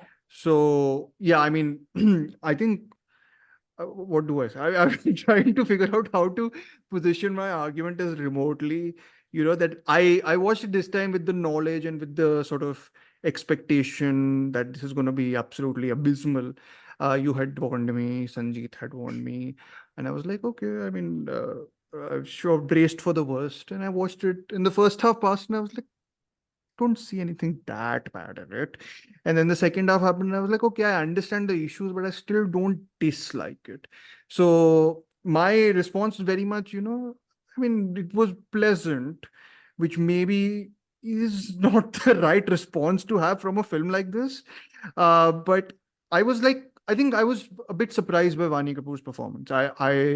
It's not that I've not rated her as an actor before, but this is one of the few times I was like, she's pretty good in it. Like, to me, I was like, especially the scenes where she's uh playing tempered down and sort of, being confident or self-questioning in a low, not melodramatic register. I thought she was very you know, she painted the character in a way which felt very appealing to me. Like, I was like, I would want to watch a story on her character solely also. I'm like, I'll be happy to watch that, and I'll be happy to have her at the center of this narrative. Uh, the question then becomes, but it is not her narrative in one sense. It is his narrative still, the Ayushmann Khurrana narrative, which is basically he's the gym bro who's running for the competition, which is called Goat of the Year. No, it's good. Gabru. Sorry, it's It's Gabru. Gabru. I was like, Goat of the Year is just basically the same thing. Goat of all time. Yeah. Anyways, Gabru of all time. Gabru of the times, which, for some reason reminded me of a poorer version of Dancing Jodi or whatever in Rab Ne Bana Di Jodi, just because of the setting and everything. Anyways, and it's Amritsar in that, Chandigarh in this. So, you have the Punjabi inflection flying around. इसमें तो कुछ ज़्यादा ही, as Sanjeet would attest to, is Punjabiness max से भी max, which Pro which Max. yeah, pro max. I would defend. So my only defense, I think, for even Ek Ladki, and this was that the broadness to me is not a problem, because I think it is doing so in a fairly universal. Like, it's not like taking one broad subsection. It's like everything in the film only is operating on a broad level. So when it does it, like, the Punjabi-ness is broad, the accusations or whatever, the sisters are essentially spies or sisters / mothers. So, I mean, one of the things, okay, so let me throw out the praises first and then you can dump on it. But my only thing was, I was impressed with, I was like, oh, you used mirrors really well in the film. I was surprised that it began with introducing her in front of a mirror. There's, of course, it implies self-questioning, but it also implies that she has many sides to her. There's other ways of, looking at the character. She consists, and the mirror imagery sort of keeps on repeating itself until the quote-unquote reveal is made. So, like, neat touch. Directorially, again, my expectations are very low. So, someone throws that in, I'm like, oh, wow, direction hai picture mein. So it's that much for me. And then there's the whole rhyming structure of it. Of course, there's the Manu, Manvi, Manu, which is a bit. Let's not dead name. Yeah. Yes. But I like the fathers essentially being the rocks, solid rocks of support, and then the villains, quote unquote, being the sisters as mothers or mothers in her case. Then there's the other notes hai koi mere paas hai which is that the bodybuilding and Zumba wala thing, which was, I thought, a nice touch, except it was underdeveloped. I thought, like, when the last moment happens, when it needs to have the magical impact ki, when she's teaching him ki saans lena chahiye, Zumba ki tarah flexible hona chahiye, whatever. I was like, well, you just sort of pushed it once and then dropped it out entirely, so I didn't really buy it. And But also, anyways, she didn't talk about breathing. She talked हाँ, about she was kamar like, mein lachak and I was like, what is this? Anyways, but I was like, chalo, theek hai, this is existing in whatever some utopia where it's like, and it's to be fair to the film, they say it is sort of a miracle or whatever. Ki, like, to beat Sandy, he will have to do like, this will have to be a miracle. I'm like, theek hai. Like, I will buy your miracle, I suppose, in whatever sense I want to buy it. But yeah, those are my notes. Those are my, I was like, Okay, and I thought some of the comedy bits in the beginning worked. I mean, I liked the gym-based comedy they were having in the sort of uh I forgot now the jokes also. Sorry.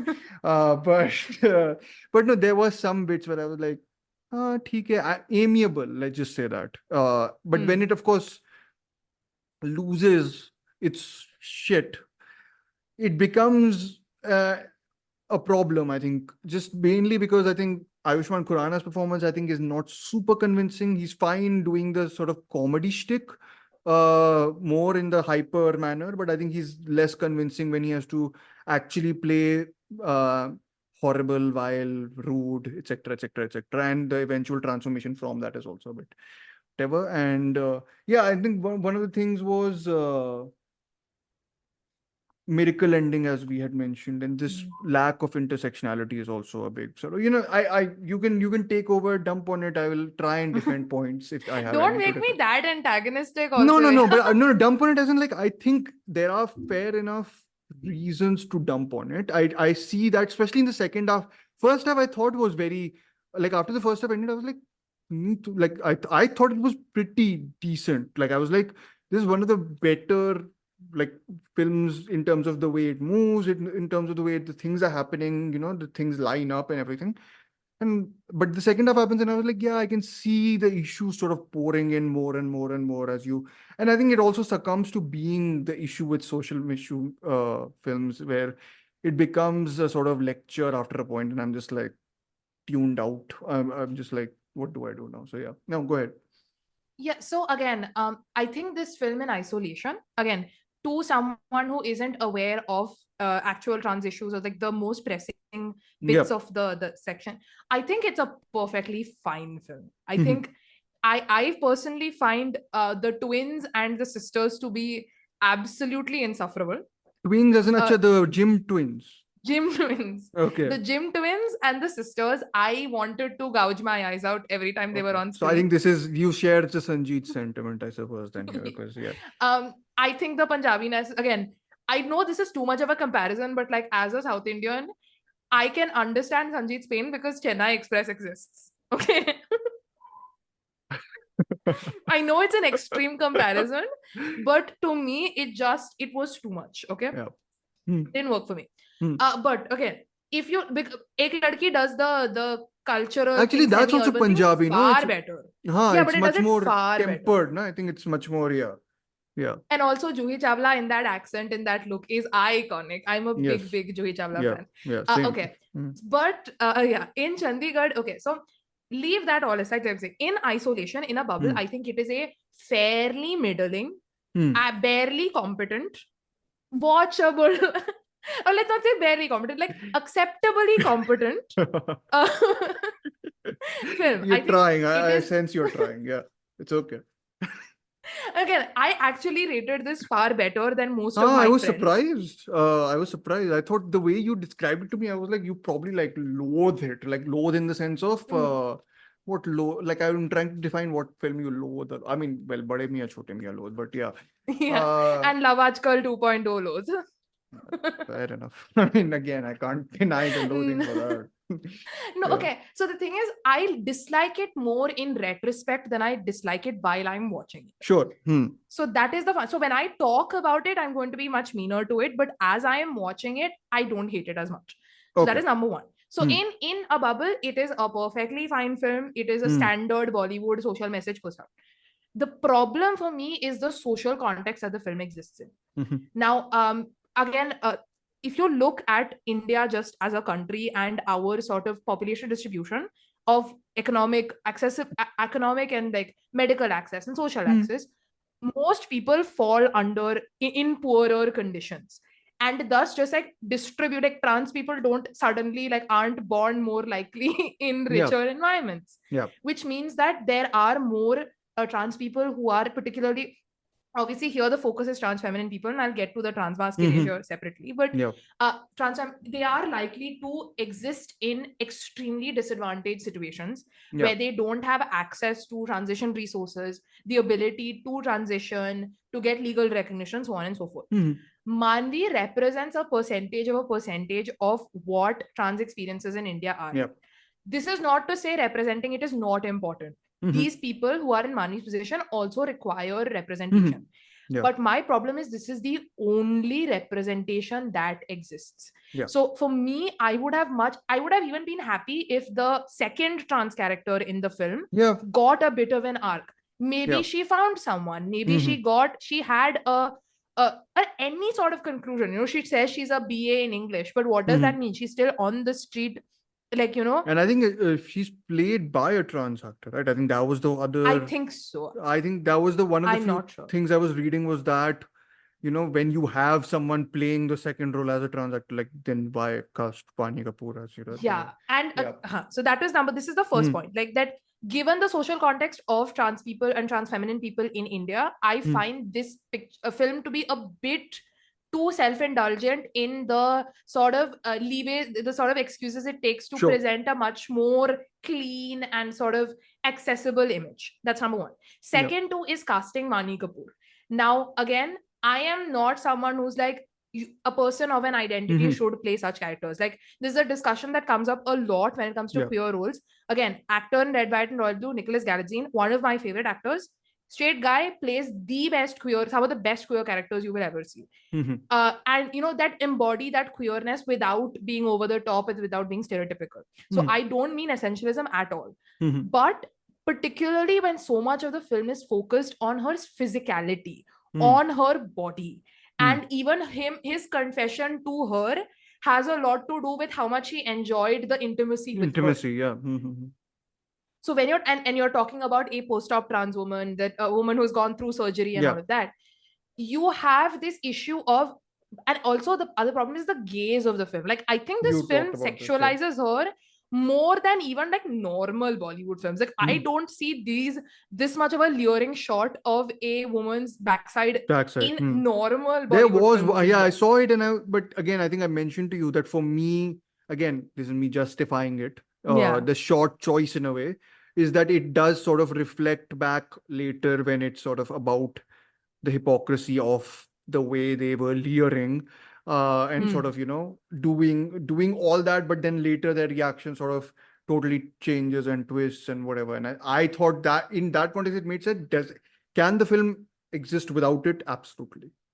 Right. Yeah, so that's my thing. While you can justify it from an artistic perspective, and I will never disagree with that. I think from the idea of, does the filmmaker want to say so and so, I have no problem. But again, you cannot divorce these films from social context. Absolutely. Yeah. When you've got this idea of like queer panic defense, which is like a huge issue in the States and all, basically where you know, when men end up being with trans sex workers, either by knowing it or without realizing it, and have this sort of panic at the end where they're like, oh, I've slept with a trans woman, they end up like murdering these trans women and then use their panic as a justification that I was tricked into doing this or something on the line to get out of these. So when these are actual issues that face trans people around the world, I am not personally comfortable with that filmmaking existing in that social context. Is my point. No, that's a totally fair for argument. me, like, you have her walking around in high heels in the gym, which I just do not understand the point of.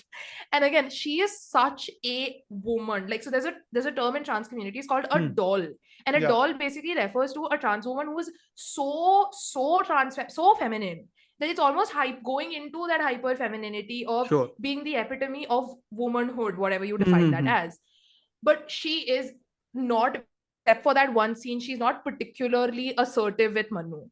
She does all his cooking. She remembers all his dates. She treats him with so much care. And she's, even when when he comes to the hospital, she's like, Kal tumhara event hai na, why are you here?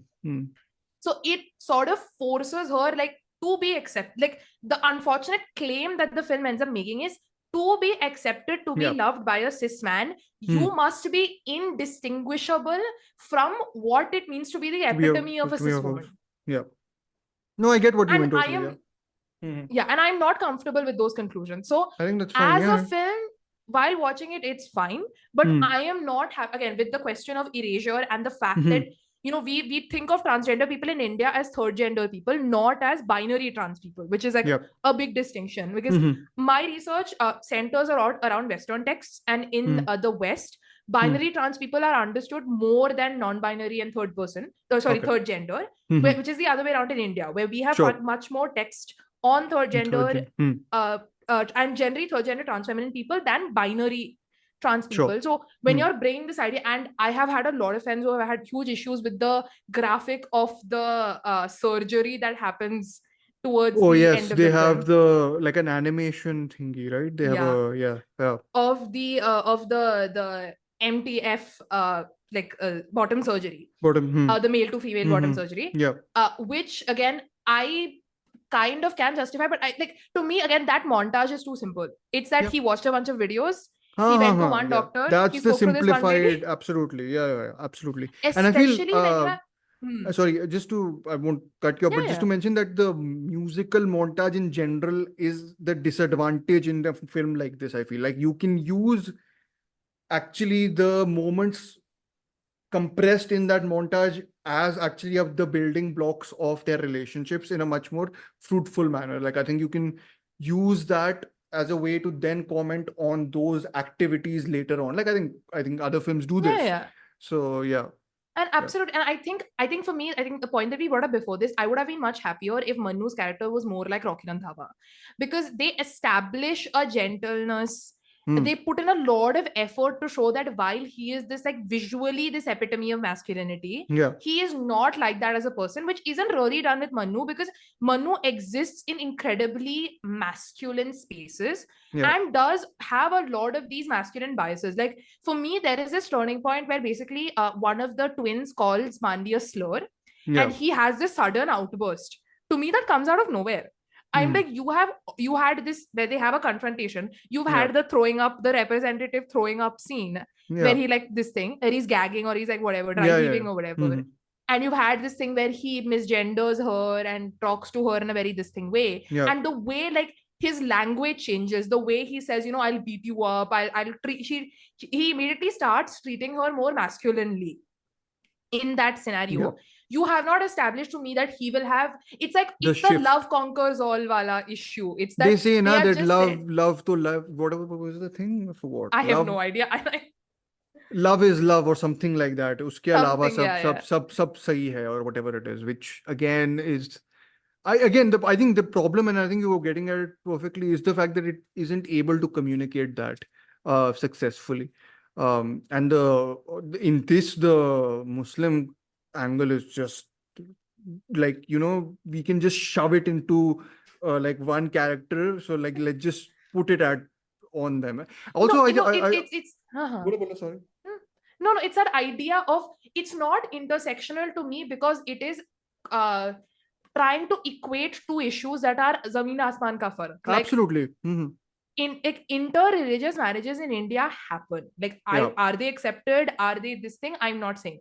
The Special Marriages Act exists. There are avenues to be able to have inter-religious marriages in India.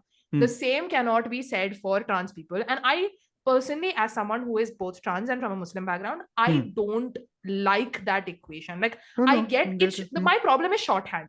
I get that it is shorthand, but I don't think it is as effective as people think it is, or it plays into bad like assumptions and outcomes. I think this is where I feel what you are saying also, where the broadness element sort of becomes the problem, where it's like, you know, usko you've taken essentially as love and hate, and it then becomes sort of like uske under sab kuch aa jata hai, and then you can just put one in the other, which I think is unproductive, especially for a social message film.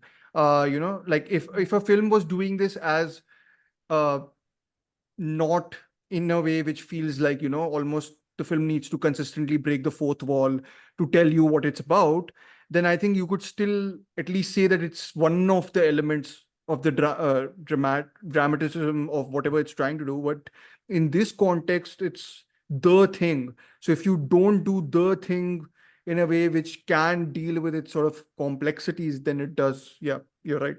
It and also there are particular even if you remove the thematic stuff, I just find particular elements of the films is absurd, like Manu lifting the gadi up and then being like, choti ammi ko ghar lao and all. I'm just like the whole ending only, when the whole weightlifting thing is happening, I was like, is this some weird way of saying that having a transgender relation, or like that relationship between them is the heaviest burden these guys have to take?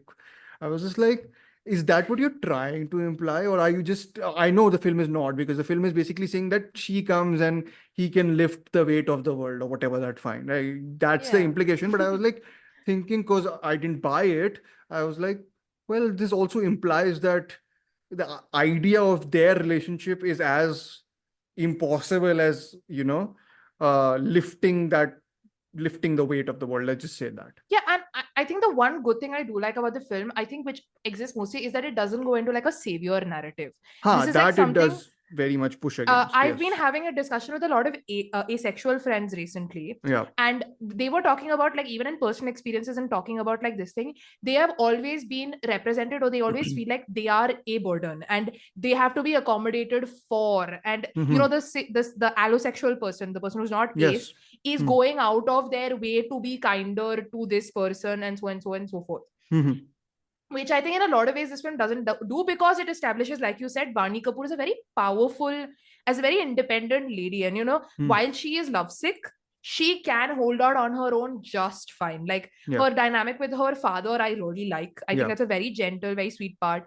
The way she stands up against her mother also, I really like. And that desperation that she shows, that, just accept me. Just like, it's that call me by my name. Just like, once if you do it, it will fix my... It will fix it. It'll not fix things, but it will genuinely. And they have that in the end where when the father gets up, she's like, she calls her Manvi. It is again a bit too, like, I was a bit like, kuch zyada hi jaldi ho gaya, but whatever. Like, again, it's the whole, you manufacture. No, it's that you are taking, you have already like put up like 15 excuses, uske baad tum kar rahe ho. But I mean, that's the quote unquote realism, and we are talking, because these films are supposed to be quote unquote realer than your sort of, campiness of or the problematic depictions in, films which are mainstream. The realism actually in these films is the one that puts them down, if anything else. In these two films especially, like, it feels like that the solutions to these problems these films pose are not real in the slightest. Actually, they are made up, and they might actually benefit in a context where everything is much more heightened. So I more think heightened. Again, that's why I brought up the Tismar Khan example earlier when we were discussing, where Tismar Khan is so heightened that, okay, two guys get married, ye bhi hota hai, in that kind of sense. But again, one film that I think is very important to bring up here is Shubh Mangal Zyada Savdhan, because that sort of, for me, is the culmination of all these issues, because of that ending where it's like, oh, we will see agar ye law kal accept kar lete hain, then we don't care, we will let you be, type of thing. I genuinely don't. That movie is such white noise for me. Like, everyone just shouts and shrieks in that movie. I was just like, just shut up. Like, I'm just like, I can't deal with that movie. It's just so like, and it's not an aesthetic masterpiece of being like loud or anything. It's just poor. Like, it's just a badly put together film. I think I've mentioned it before. Ayushmann Khurrana in that pride flag cape haunts me in my dreams. I think that's one of his weaker performances also. Like, one of... Yeah, so in the ending of the film, the friend, the boyfriend character, Jeetu Bhaiya, is supposed to get married. And his bride runs away. Okay. And she reports to the cops that these two are gay when she gets caught for running away. Sure. And so they are like, Article 377 is still in motion. We have to take you to the police station. You're under arrest. And the parents, which I love Neena Gupta and Gajraj Rao, but I am sorry, this is just not acceptable from either of them.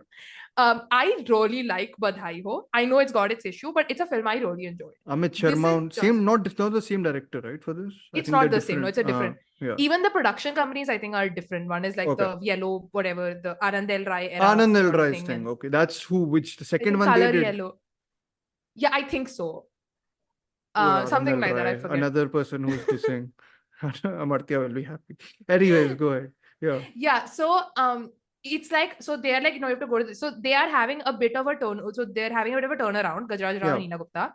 And they're like, no, they find out on a piece of paper, in a newspaper cutout, on which he had written like, Jitu had written like a ultimatum or something. It's very absurd. Let's not go there. Okay.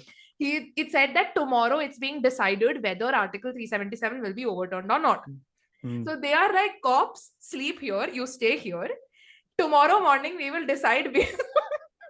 Sorry, I need to give visual cues. Yeah. There is just such an utter defeated, exasperated look on Dhruv's face. No, as in it's just because I don't remember it, right? So I'm just like, did you actually do that in your ending of your film? Okay. And then they wait in the morning, it's fine. So haha, let's go. We are happy now. They are fine.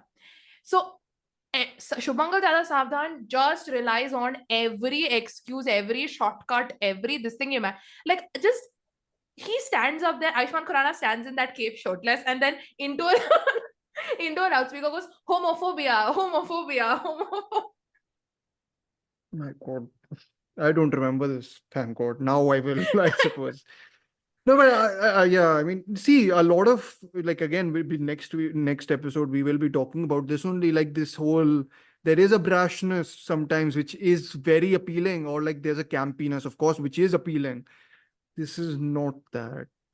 I think the beauty is when those two things work in tandem. It is like when you talk about a film like Botrivai, which we'll get to. It's this idea of subverting form and incorporating that queerness that makes it a combined thing. It's not like you're trying to conform non-conformity into a conformed sort of space, which is inherently contradictory. Yeah. Which again, when you have a film like Geeli Pucchi or even Khufia, it does both things really well. Like even in Khufia, you've got this subversion of the general espionage thing in at least what we have in Bollywood, where you go through the more mechanical aspects of it than the James Bond bombastic elements of it. And you use these elements of surveillance where I love those scenes where Tabu is like watching Gabi, right? Bhavika Gabi, and the guy next to her is like super embarrassed, and she just gets the excuse to watch because she is a woman who's attracted to other women, but it's like, again, this comes back to the women being attracted to women is erased and not really considered. Like nobody considers that she could be attracted to that lady or to Bhavika Gabi. So for me, Khufia does both those things. It does the genre, this thing, and and for Geeli Pucchi, it goes parallel. And it does these things. So it manages to go transition. That's a great transition from the negative to the positive, I suppose. It's the only way I can think about it. But yes, I think we should encapsulate or put an end to our episode on a positive note only. And we will be doing that by talking about Geeli Pucchi, which is the third shot out of 4 in Ajeeb Daastaans. It comes around 1 hour and 5 minutes in the film, and it runs till 1 hour 45 minutes and 35 seconds, I think. Bharti जी, आप घर पैदल जाती हैं?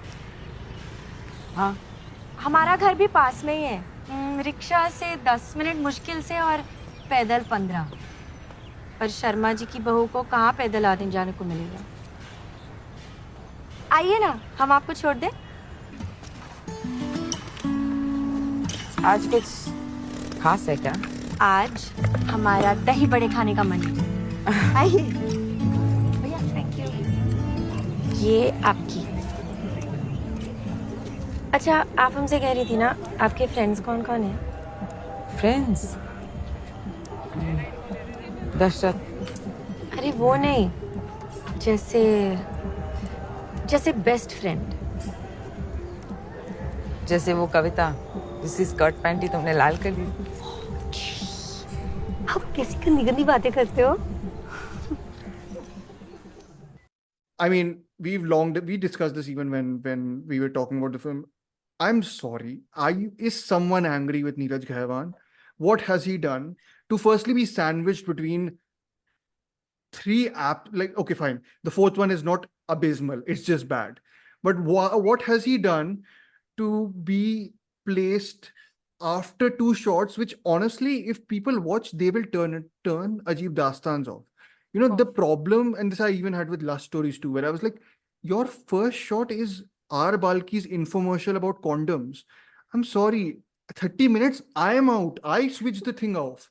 I was like, I can't then put myself in the frame of mind to watch a Konkana Sen Sharma shot, which I think is wonderful.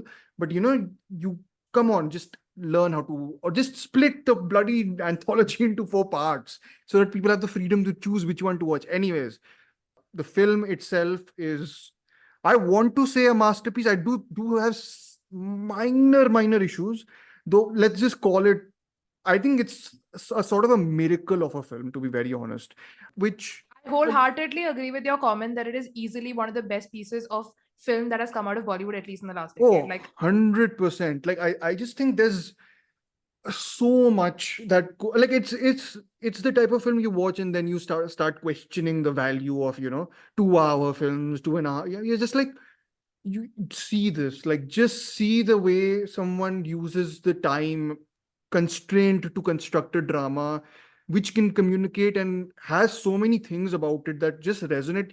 And again, I was watching it, I just rewatched it before our episode.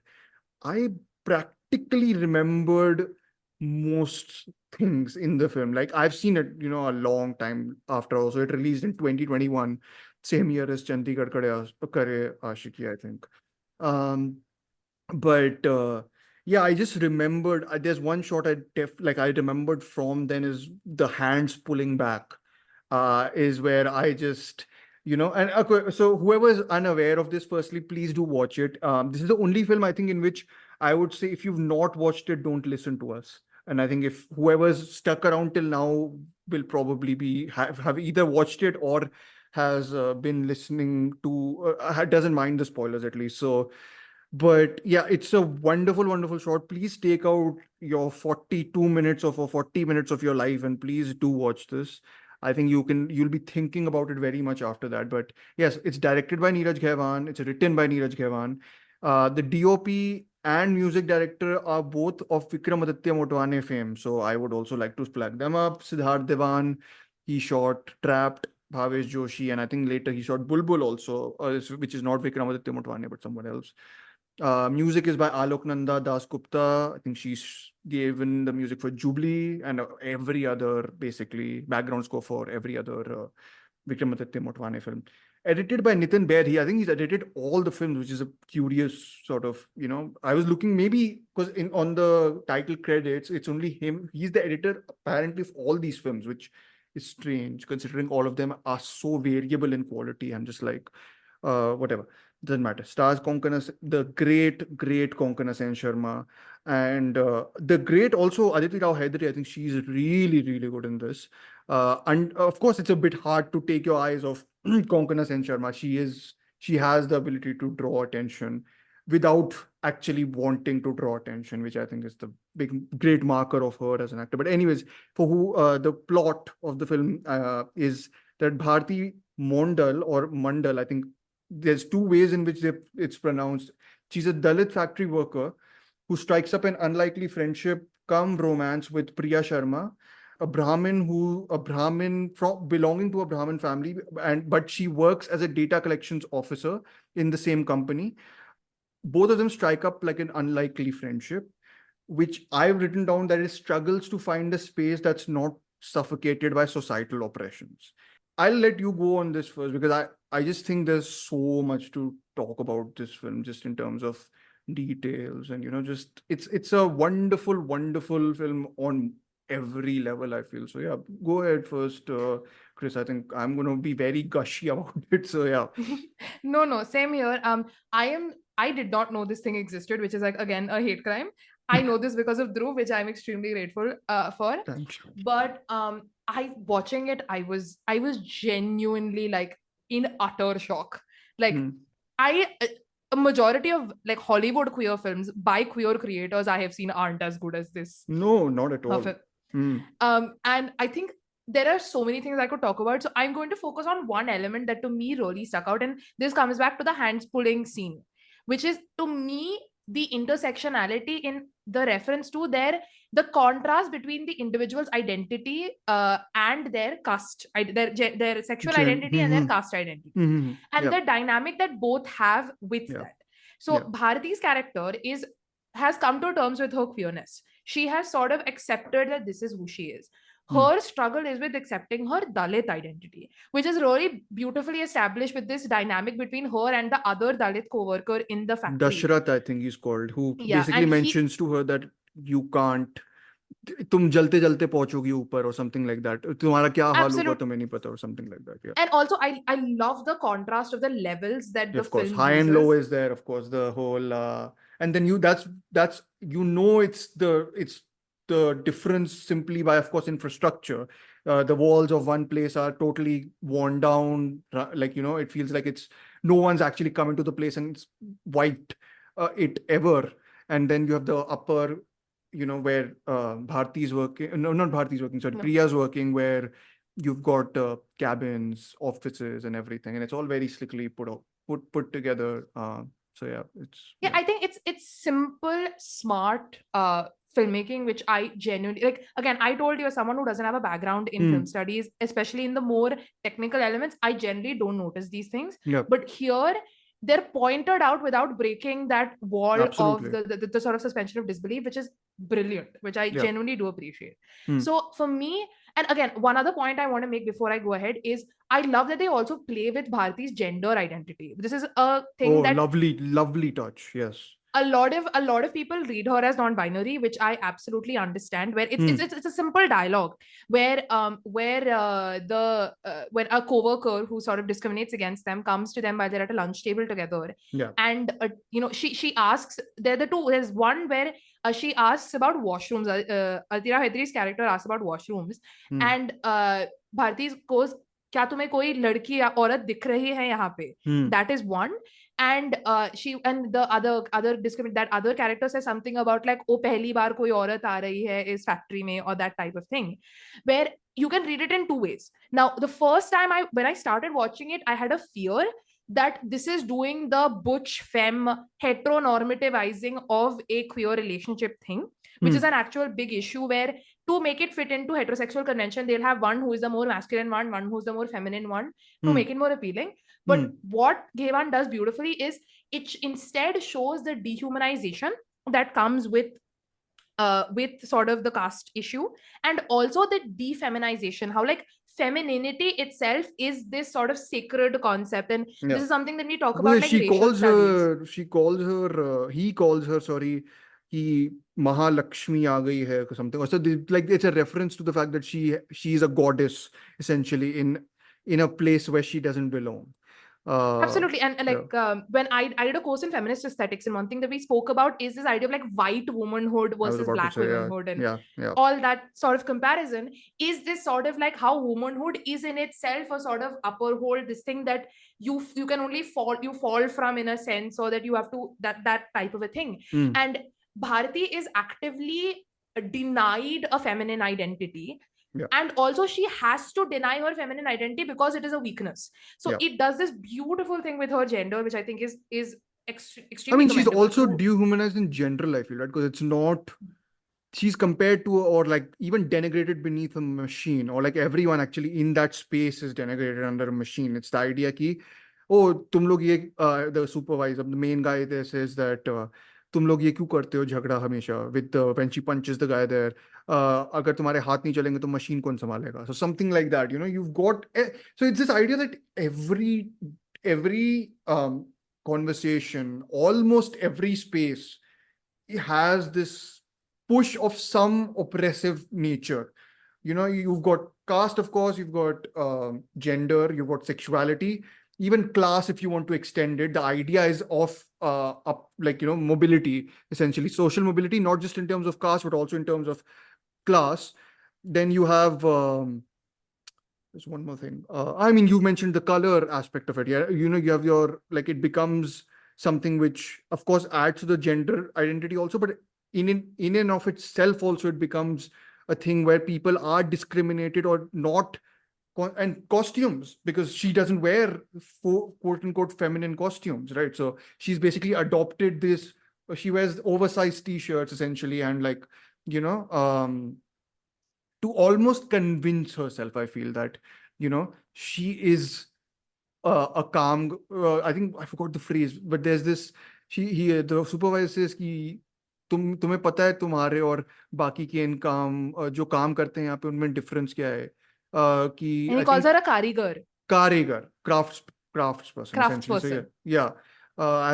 As compared to the other people, that's his way of essentially keeping her in her place.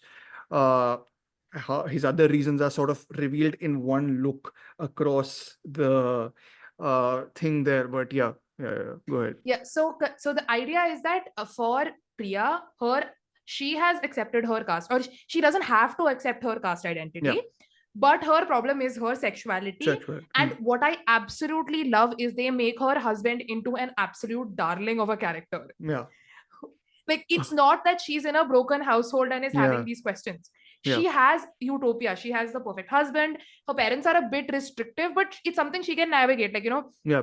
this idea of, even at the end when it's revealed that Bharati is a Dalit, they don't like not invite her to her house. They discriminate in a different way, but they don't like kick her out or do any of that type of. It's all like, again, this is the realism, I think, where you get it, when the realism and the conclusions fit in a way which feels, that's it. It's the ugly side of civility. It's like, in how much you can say with a smile, that Yes. type of a thing. Yeah. So for me, that and that hands pulling scene. So to set just the context a little bit. So you've got this scene where Priya is telling, like, it's been Priya's birthday party, and her husband has been super accommodating of her and of his family, and she talks about how he's made a cake for her, right? I think out of without, because eggless, so that everyone in the family can have it. So yeah, he's very much and she's in this thing where she's finally coming to, like, having to come to terms with her queer identity. And Bharati basically what I love is the coming out is not as queer, which is brilliant. She does not come out as queer, she comes out as a Dalit, which is a beautiful subversion of expectations, of tropes. And when she says her name, you have this moment where, like, Priya's holding on to her and she sort of pulls her hand back, and before you can have anything actually happen, her husband calls, and it sort of just cuts through that tension, and it's such a beautifully executed scene. Also, it's actually, in a way, it's a mirror image of the scene of the Geeli Pucchis, where I feel it's where she's holding the hands and she kisses her on the hand when they are in Bharati's home, when she makes chicken for the first time, which is another transgression, the vegetarianism, and that also sort of plays into the place where, she like says ki आपने जो बनाया है वो कमाल है. I think she praises her cooking a lot, and there's a sort of romantic moment that happens between them. But before that, there's the wet kisses, sloppy kisses, whatever you want to translate it to, between them that happens. And I think that hands pulling is basically like, no more. And then that Geeli Pucchi then I think recurs back on phone, which I think is the more heartbreaking part, where it becomes something so physical, from something physical to verbal, and probably not something verbal that's actually meant. That's meant more as a gesture of thank you that you helped me with this. Or the help is of course different, but yeah, it's a film of so many, like, every moment, every glance is filled with a detail. I mean, I forgot this detail, but there's this absolutely wonderful moment where they are sitting. This is their idyllic time, essentially the time when they basically have that space where they can communicate without any oppressive force sort of going on to them. Konkana Sen Sharma is a very closed up character, warmed up in general, because she needs to be actually to survive essentially in the way she's been pressed down by everyone.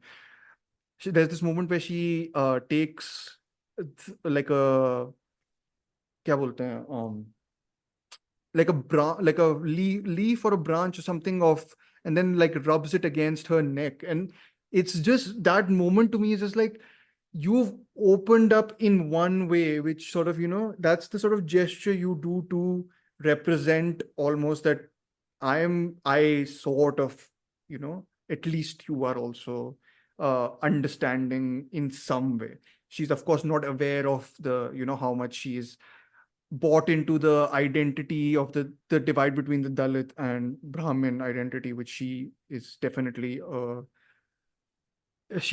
exercises upon Bharti later also. So yes, yeah. I mean, again, keep on going on. I think it's perfect to sort of, yeah. Yeah. So and sort of building, I have a couple, but I'll build on the point here because I think it does wonderfully. Is we were talking about Kapoor and Sons earlier and the vagaries in which it talks about Fawad Khan's identity. Yeah. What I love is it is never acknowledged here, but the euphemisms and the way that the signals or the signifiers or the symbols that they use work so effectively. Like this idea of friendship, this idea of what's the girl's name again? Her friend before Kavita, I think. Kavita, yeah, correct. Yeah.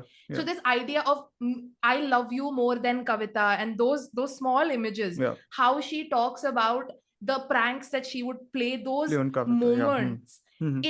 You know the visual that came to my mind when I did this. But while I don't like I don't think the representation in De Dishkya is good enough. There's a moment in De Dishkya where both of them are playing together. Shadow, no? I think there's a shadow. Shadows. Yeah, and Nasuddin Shah and sort of they're watching, and that there's and it's such a beautiful moment where you're able to capture visual. For me, that is a sort of visual that came to my head where they're, without ever mentioning it, they are able to have these entire conversations about their love lives, about how they approach these things. And that for me culminates, I've literally written down, into the perfect confession scene. Like that with the chicken, that scene that happens. There is this, especially like how it happens and the reaction, which is to me what I love. So you've got these two people and they're standing in front of a window where there's almost like a third person in that shot. And, I think Bharti kisses, I forget who does it. I think Bharti kisses her first. I think first Aditi Rao Hydari's character Priya gives the wet kisses essentially. Then then Bharti kisses her on a cheek. And then she kisses back on, I think, close to her lips, or at least so I think, yeah, and then she apologizes. Absolutely. For me, it's that reaction. So again, this is where you say it again. Bharti has come to terms with her queer identity. Yeah. She grows with it. This is the end, the culmination of the build-up that has been happening. Unka establishing ho gaya. This is the consummation almost of their. But for Aditi Rao Hydari, her identity just like smacks her in the, or like the insecurity or the prejudice or whatever, the internalized homophobia smacks her in the face in that moment where she suddenly pulls back and apologizes. And then Bharti has to be like, it's okay. Basically tell her that this is fine. I am also with the same intentions. So I think it's those absolutely minor, like small gestures, like you said, that cake cutting scene. I was heartbroken this time also. I was just like, and because there's also this shot where you see them inside and you see a mirror shot of her reflection on the cabin cutting, and I was just like, and it's just such a cruel moment. And then actually she gets the most expressive moment after that, Konkana Sen Sharma, where she goes and like really cries as the cake is being cut and everything, and she's downstairs. Also, they call her in to distribute the cake, which I thought then there's the napkin, and then the gesture that she throws the napkin, right? Yeah, she just like drops it on the table and she walks out. And it's those absolute minor, that small details that actually make it such. For me, what I love is Bharti and Priya are people. They're not characters, or they're not caricatures. They are. I can imagine what their lives are like the moment the camera is off, or what it would have been before. Which is something that you do not get like in any of the other films that we've talked about. There is no internality to any of the characters. They exist the moment the camera rolls, and they stop the moment it cuts. And for Bharti and Priya, and the thing is, again, while I don't really know about the caste angle because that's not an experience I've had, Same. as a queer person, still from a doubly marginalized community, I see so much of myself in both of them. I see myself in a lot of Priya's complacencies because I didn't know caste was an issue growing up because of whatever my social scenario was. And I also see it in Bharati, the way that people of privilege over her use their privilege against her knowingly or unknowingly. Yeah. So the absolute specificities is what make it so resonant emotionally, regardless of your specific experience. Yeah. No, absolutely. I've written here that using intersectionality as a means to create the drama. I think that's the big thing about it. Like, it uses societal oppressions against, like, one societal oppression, the hierarchy of them essentially. And you almost see different people using different forms of oppression to get one up over each other, even though in actuality, they don't, like, ideally, there would be a space where these two can exist. Ideally, there would be a space where the hands pulling won't happen. Ideally, there would be a space where Bharti gives advice to Priya's character in a way which is not self-serving. But the self-serving is something you totally get. I'm like, there, like, especially because Priya's character and Aditi Rao Hydari plays it with such a, like, the ignorance part is played really well by her. Like, she really gets, like, she almost feels like that naive baby who doesn't know anything apart from, for her, the identity angle that is important only and only is a sexual identity, because she's struggling with it at this moment, because she thinks that, that's one part of her identity that doesn't fit with the image of the perfect family that she has. Yeah, and that as well, but it's that she's not entirely oblivious to it as well because of that cake scene where she goes inside. No, she's she's like, oblivious of "Let the it be." caste thing. I think she is. No, Yeah. but to me, it is at least a recognition of the hierarchy, the guilty look. And she even Yes. apologizes for it later. Yeah. The guilty look that she gives is a recognition, be that a class perspective, regardless of caste. So it's at least a class distinction or an othering. Yeah. That happens, that becomes and the But one thing even that in the place where they are eating the cake, actually, there is, because Konkana Sen Sharma's character is fairly placed outside of whatever the things are happening there, right? And I think the mother says ki zara sambhal ke, because even when she's a Bengali, if she has said that she's a Bengali Brahmin, I think she's basically like zara sambhal ke your father is rishta. about that father-in-law is about to get something in the spiritual this thing. But the one thing that I love about the intersectionality is it does not equate the two oppressions. Absolutely. Yeah. That is why, again, when we come back to Chandigarh and Ek Ladki, it does queerness is to this thing is the same as that is the issue. It equates these two oppressions, which they are not. They are intersecting oppressions that work in varying ways. And again, you being a queer woman is very different from you being a queer upper caste woman, a queer upper class woman, and so on and so forth. And each does not work in isolation. Like, your queerness means more when you are upper caste, but your caste means more when you are the lower caste or whatever. Yeah. And I think that's the whole drama only. I feel like the tension comes from which form of oppression actually becomes one which is being, used as a way of exerting power over the other, which is, I think, when I watched it and I read some pieces on it, there was this sort of triumphant, and I suppose there is an element of triumph at the end of this, because Bharati does, in a way, get back at Priya in a way. To me, I just don't see triumph in any gesture here. Essentially, I think it's a tragedy. It's a full-on tragedy. Yeah. It's because in a sense, Bharati has dehumanized herself even more in that gesture. Yeah. She has passed on her oppression. She has pushed her down to climb up one more ring on the ladder. Yeah. But it also, to me, it was also like, I can't accuse her of doing anything wrong here, because that's the only way you can, right? Sort of like that. Think you can believe that something is wrong and still justify it.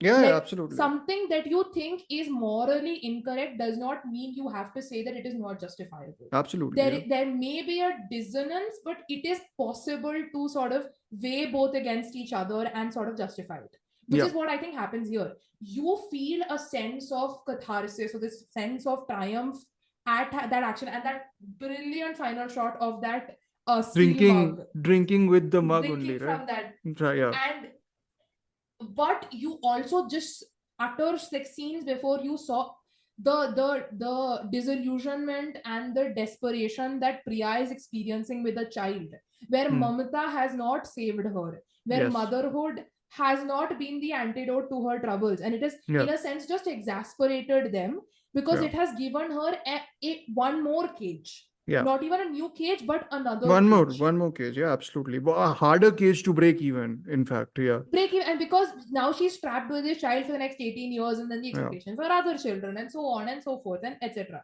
And then to have Bharati do this absolute final betrayal, which is reciprocated, Well, but to it be, is still a betrayal. but it's also done. I don't know if she would have done it as severely. I think she notices that whatever their quote, like the interaction was shared by Priya to her mother-in-law. And the first it's revealed through, of course, the actual cup in which she served the tea. But then after that, it's also she says, "Ki, you belong to this background, so you would have, learned what the ways are of midwives and everything." So and I think you see the look on her face of like, you have not told all this to her. She's basically been outed. It's a scene where she has been outed. But again, I love that it uses the cast angle instead of using the queer angle in really tired ways. And it also intercuts it with the parts of her being accepted by the boss as being far more competent and doing it well. And it also plays into that idea of that marginalized people have to put in 10 times as much of the effort Absolutely. to be accepted, even the slightest bit. Again, I mean, this the is acceptance is also done and in such a level that it's so, Yeah. Which is, Ajeeb Daastaans is the title of the whole anthology. It fits very well in a film which is that, which, follows it to a very, and actually, I also wrote down the Ajeeb thing in this whole Dastan, whatever you want to say, is actually their moment of bliss. That is the strange thing, not whatever else happens. That is the thing which will happen. In fact, that impermanent time of them together is the Ajeebness, I it's suppose. that idea that darkness is only relevant when is only dark when contrasted with light. Absolutely, yeah. So again, my problem with a lot of even though Brokeback Mountain and Moonlight now do it well, the problem with queer suffering cinema is that it just delves into the suffering. It does not use light to contrast a what could be. Yeah. To then, sort of, so I'm going to take a literary example, just a small aside if you don't mind. There's a very famous book called A Little Life by an author called Hanya Yanagahara. It is considered by many to be a great gay novel. I find the book incredibly offensive. It is an 800-page treatise where it starts off as a story about 4 friends, and then it becomes a story about one character being tortured in every imaginable way. Like you click like a I don't know random why. number I generator. don't get this appeal of literature or film actually, which is just this pummeling down of one character being like a artistic endeavor. I'm like, what is the artistic endeavor in just pummeling a person into the ground, like in every possible way, right? Like dark, or like what do you call suffering does not equal depth. That's like a 13-year-old Tumblr, not like other girls' understanding of what it means to be deep. Yeah. And this is not like shade. I was this kid. That is why I am making it very clear. But in that book, the character experienced everything from CSA, SA, domestic abuse. He's disabled. He experienced a hit and run. His partner dies. He does a lot of self-harm. He dies by suicide, and so on and so forth. It's 800 pages of this. Okay. So for me, the book just doesn't work because it is just indulging in that darkness for the sake of that darkness. It is, to use a not very appropriate language, it is torture porn. It is just getting that sort of catharsis out of. It's a very cheap trick in my book. But I mean, what I like have you a said, different, like, I know I'm not the lit guy, of course, here, but yeah, in film, whenever it's done, I get desensitized very quickly.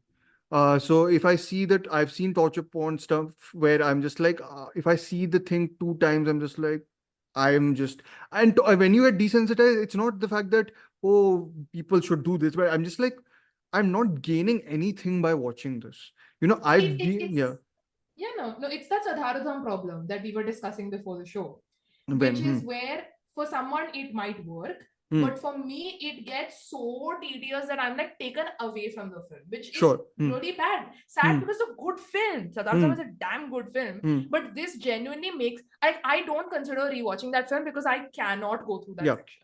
sure, got it. Yeah, no, absolutely. But I think that's I think yeah. I mean, again, for me, I've seen very well-reputed films where I'm just like, uh, in fact, for me, other approaches work better. Like to me, obliquer approaches to torture, or depictions of horror work better. So I've mentioned this film countless times. Sorry, guys, whoever has listened to me babble on about this, but something like, and it's actually there a bit in Zone of Interest also. So I think Zone of Interest approach in essence works better for me. Like where you don't see the violence, but you sort of hear the sounds of it. You've got oblique approaches to depicting violence, but of course there needs to be more of a thing than just doing that. Because I feel there's a lack of humanity in uh, Zone of Interest, which I feel there's a documentary on the Holocaust called Shoah, which is 9 or 8.5, 9 hour long documentary. But in that, basically, you go through footage of sort of the places where the Holocaust took place now. No archival footage is shown. You basically are talking to survivors recounting them as you sort of go through this landscape, which is very serene and everything. And you sort of see very personal stories getting almost, distributed throughout that landscape. It's almost like, without, of course, there's pain and suffering in the voices, but it's through the voices as opposed to seeing it and almost getting bombarded with images of violence in a sense. So yeah, sorry, No, just so, for so the there side. the Yeah. no, absolutely. The darkness isn't for the sake of darkness. That's the main point. And Hmm. so in like you said in Ajeeb Daastaans, what work or in that the Ajeeb Daastan in the Ajeeb being the moments of normalcy or Hmm. the utopian moments is because it is a what could be. It is a Yeah. moment of light before it is violently like sort of crushed.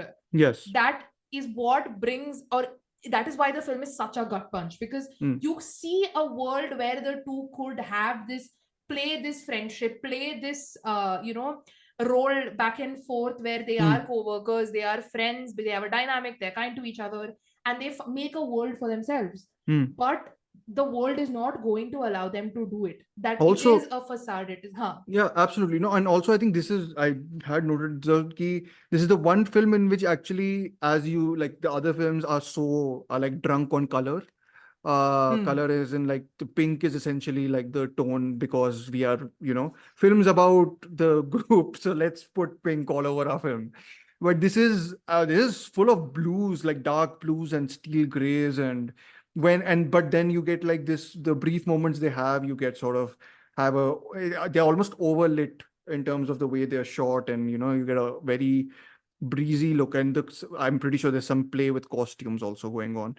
But actually, yeah, you couldn't even say that the costume she wears at the end compared to the costumes she's been wearing when she's working downstairs has a very distinct, because she's wearing a sweater, which is, she's almost tied up into that fixed data or collection officer role or whatever. So yeah, I mean, again, this is a film which I think the more you the more you look, the more you find in the best possible way, I think. And yeah, I mean, any closing thoughts on that? And I think then we will close also. But I think it's a good decision to talk so much about this film, because I think this really is one of the extraordinary films. And yeah. Yeah, I just think that again repeating the fact it is an actual hate crime that it is where and exists the way that it does. The Yeah. fact that I did not know it existed till like a month, 2 months ago, I think, I think so. where we had Yeah. this discussion. Because we were when planning you were- this episode, so I think we were also discussing what all potential topics or what all potential movies we could discuss.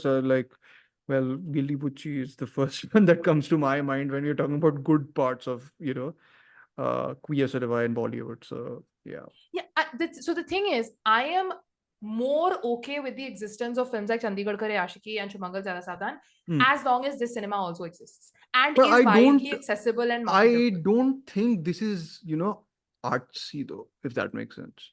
I feel Yeah, but the problem, yeah. I'm not talking about accessibility in the sense of the filmmaking. I'm saying accessibility in the film of why do I not know this thing exists? Sure. I have spoken to, like the moment I watched it, of course, as I do, I went on Twitter and I told every queer mutual I have to watch it. And there were a few who had watched it, but plenty did not know this was a thing. Sure.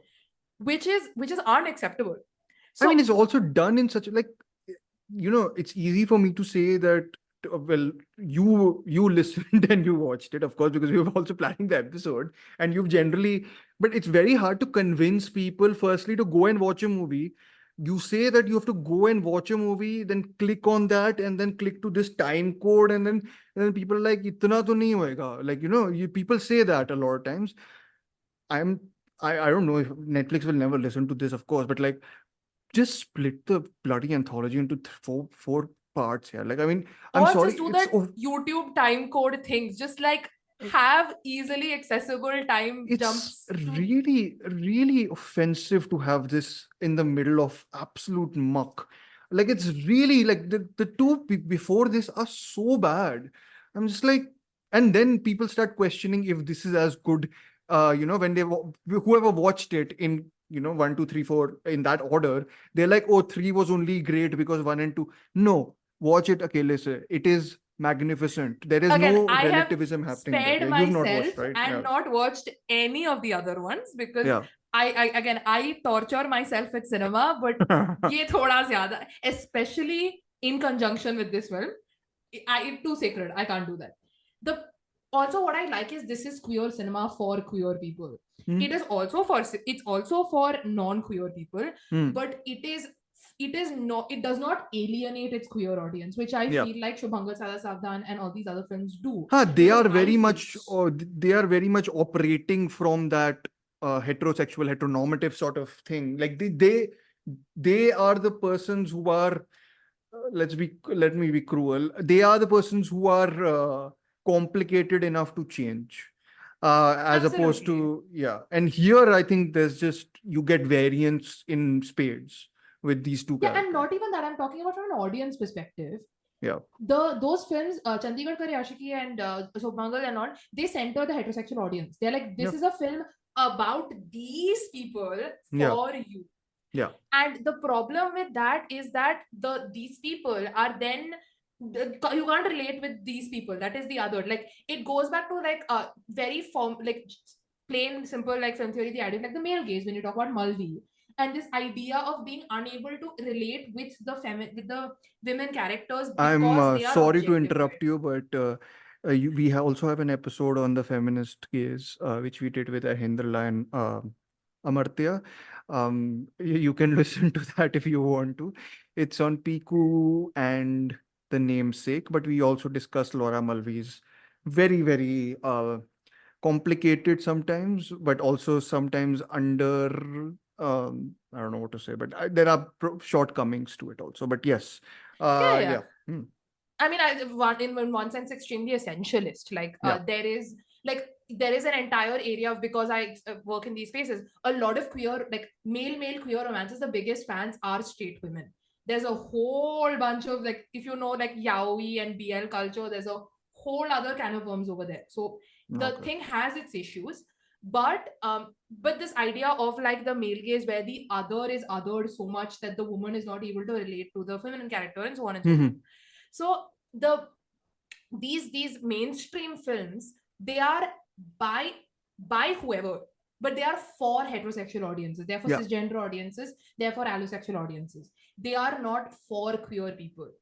And that is, for me, when I watch Shubhangal Zyada Saavdhan, I feel embarrassment above all else. I mean, that's not just restricted to you though. I mean, I feel that even extends to some cis audiences that way. I was pretty, well, I don't remember it, so I guess I blocked it out of my mind. But now that you have reminded me, I am offended again. So, yes. I just feel secondhand embarrassment. I am like, stop, for the love of God. But leave me Bollywood alone. is very good with that. मुझे तो पूरा इस साल, except for, well, the films I do like, well, one film I really like, आधी ज्यादा पिक्चरों में तो embarrassment ही, I'm like, कौन से जमाने में किसके लिए कैसी पिक्चरें बना रहे हो यार, पिक्चरें बनाना भूल गए हो क्या? Like for me it's that sort of almost, yeah. Yeah, and for me, so Geeli Pucchi is a good film before it's a good queer film, and that is to Yeah. me what I enjoy. And again, I would say Absolutely. that for Khufia and to a certain extent for Aligarh as well, which are Sure. to me the three. To me, if I had to recommend like a top three queer films in Bollywood, I would say these three because Very one nice. represents Sorry, queer. I'm Like, searching for my list. You can go ahead. Keep on yeah, listing. yeah. Don't worry. Yeah. Yeah, Aligarh for the representation of queer elders and Yeah. queerness outside of the identity politics, the sort of Ah, modern that's the conceptualization. saddest queer film, right? In many senses, yeah. Yeah, Yeah. the only thing I don't like it is I'm not the biggest fan of the who done it angle almost of like There is the a big whodunit mystery angle? that Acha, as in who there's took the photo? Is it like that or no? no who there's also this thing implication that he was murdered and not that he died of natural causes at the end. Ah, okay. And they say that the investigation was closed and it was never looked into and things like that because Got he it. died the day before he was like absolved of Hmm. the entire matter. Mhm. And so apart from that, which I get Hmm. the point of, I'm not the biggest fan of, it represents, it's like there's a point where Manoj Bajpayee's character says, I don't identify with the gay term, or you called my partner my lover. Like, do you even understand what the term lover means? Mhm. So it's this idea of decoupling queerness with the labels. It is, Sure. this is my experience. You can Hmm. give it a name. I choose not to. I look at it as a pure love or whatever, as my conceptualization of it, not through your lens. Yeah. So you said Khufia, sorry, you said Khufia, Aligarh, and Geeli Pucchi. Aligarh, I would say, is pretty, well, not art house, but it is independent indie cinema. Khufia, well, it should be mainstream, but well, not many people did like it. So yeah, I get, but no, but I feel I'm just trying to, gauge through what we are also recommending in terms of, are we also positioning, well, our next episode will essentially be positioning mainstream cinema as a space where you can do this, but in different ways, as opposed to, overt, or not overt, there is overt stuff in that also, but like there's a tonality difference, especially. So yeah. Yeah, But now so you finish your whatever you're saying about. Yeah. So at the end of the day, again, I would be much happier with the other films that we talked about if these three films were mainstream and were popular and were Sure. accessible. People knew about, like, I learned about Aligarh through my professor who taught a class on ethics.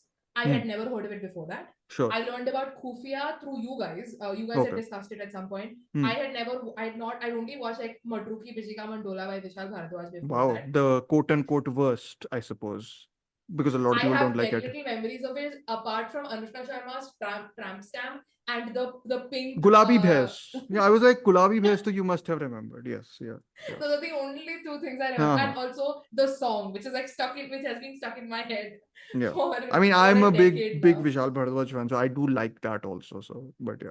So I learned about Khufia through you guys, and I learned about Geeli Pucchi through you. This should not be the case again. I am studying this field. I do my day-to-day research in this field. I have read so many like horrible papers and great papers and research and this thing and the realistic representations for a lifetime. Please, I request researchers to find a different way of saying it also. I am, this realism ka keeda is gonna eat my head out, because I'm just like, it's, I get the realism realism. hota bhi kya hai is an important question. No, but also like I feel like something like Geeli Pucchi, yes, is realistic. It's grounded in realism, and it poses realistic solutions, and all. But then you have your social message films which are striving for realism, but then they aren't real. I'm just like, you can't have that distinction then, right? Yeah, because the problem is it is that McLuhanist like medium is the message problem, where your medium does McLuhanist, not. what is this? I'm just going to ask The you. Marshall McLuhan medium is the message. Okay, fine.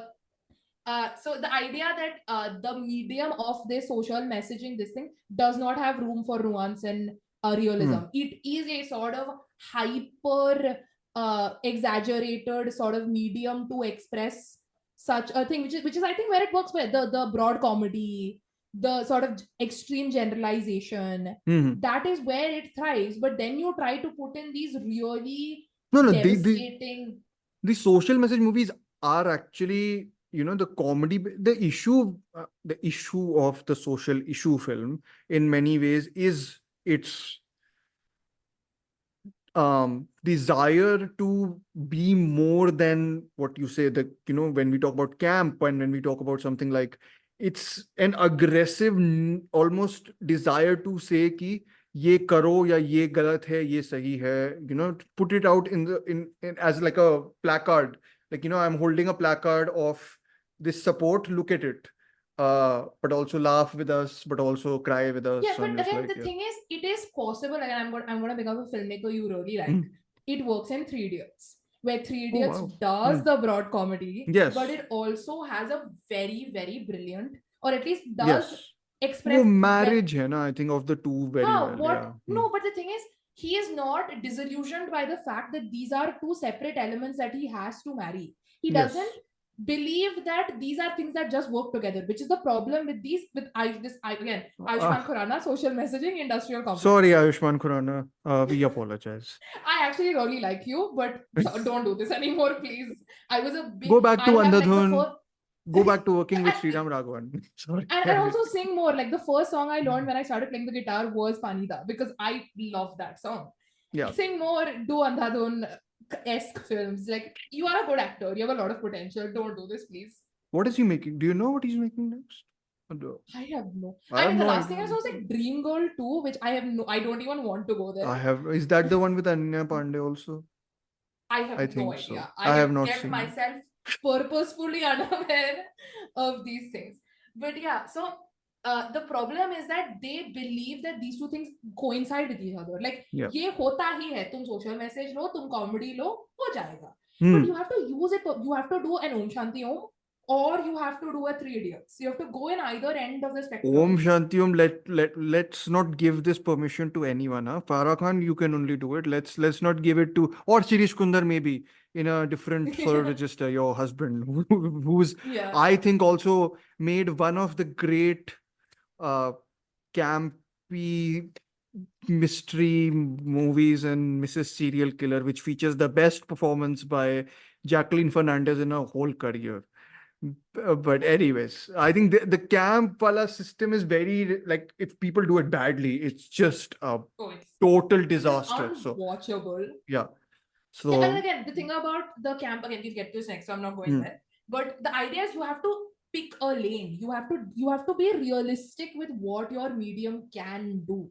Yeah. And that is what the biggest problem is. They are this, like, again, I like Anand L. Rai cinema. I love Tanu Weds Manu. I think it is incredible. They are the most, again, I mean, now it's very hard to see it only, I think. Yeah, obviously. Yes. But when they came out, yes, when I was, I mean, I really like part 2. I don't know if I have affection for part 1, but whatever. Doesn't matter.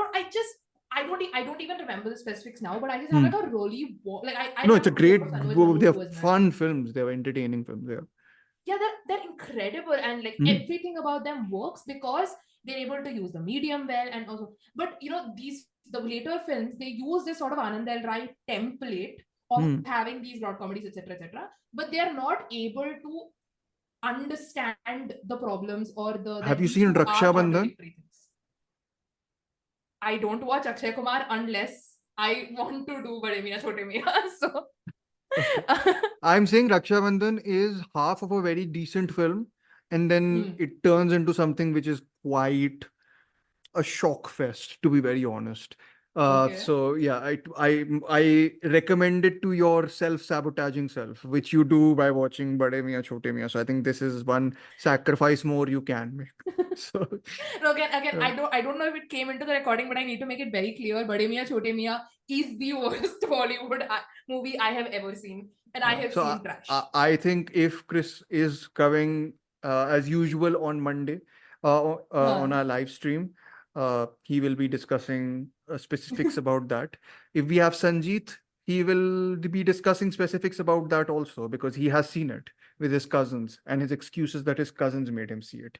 I'm sure Amartya will see it because he likes hating stuff. Again, Amartya and Varun are the Pedaishi haters of this podcast. Thank you. My apologies. I don't know these two people personally, but like from having watched way too much of this podcast, probably. People who know them also will agree, don't worry. Which is me. But yes, this next episode is essentially geared as a proper middle finger to both of them, so it's fine. Yes. Okay, anyways, Yeah, but so that is my yeah, general. I've repeated myself a couple of times, but that is that's my okay. general. Yeah, Perfect. so Got it. No, but I hope, I think this is quite comprehensive for this episode. I hope whoever has stuck around listening to us, especially gush about Geeli Pucchi, at least goes and watches that and, or has watched it, and please tell us what you liked about it. Why you, if someone doesn't like about it, tell us what you didn't like about it, because I'm very curious to know where you sort of approach it from, where you don't like it. It's one of the few films where I have trouble uh, imagining what would bother people in a film. I'm generally pretty, I think at least, fine with a lot of people not liking some stuff I really like. But like there's few films like and Inside Out 2 is coming out soon. Inside Out is one of the films where I'm just like, I'm sorry if you don't like it, don't mention it to me. I don't need to talk to you. So I think it's not that level because, but I still would be. I mean, if unless you're a bigot, then please don't. yeah, and okay, one thing I want to pose a question to you, and I think it's important. Because again, I'm someone who does research. You have to have what can we do from where can we go from here? What do you think Bollywood can do to make better films or do have better representation? Or what do you think is that we have discussed a lot of issues? What do you like? Of course, we've discussed Geeli Pucchi as a possible solution, but what do you think are broader things that filmmakers can implement in sort of making better queer cinema? My cynical self has an answer, but no. But I feel, see, the thing with streaming services, at least at one point, was that they offered a open space for people to maybe experiment more, maybe have, find ways, even in smaller spaces, smaller times. As you get anthologies, right, you get more room to play around with stuff in a shorter format than in films where you're constrained by box office budget and need to sort of, earn money and everything. I don't know how much of that space is still available, to be very honest. That's the sort of cynical angle you will take now, because you know what all populates the streaming space now, and like sort of, what becomes popular in the streaming space.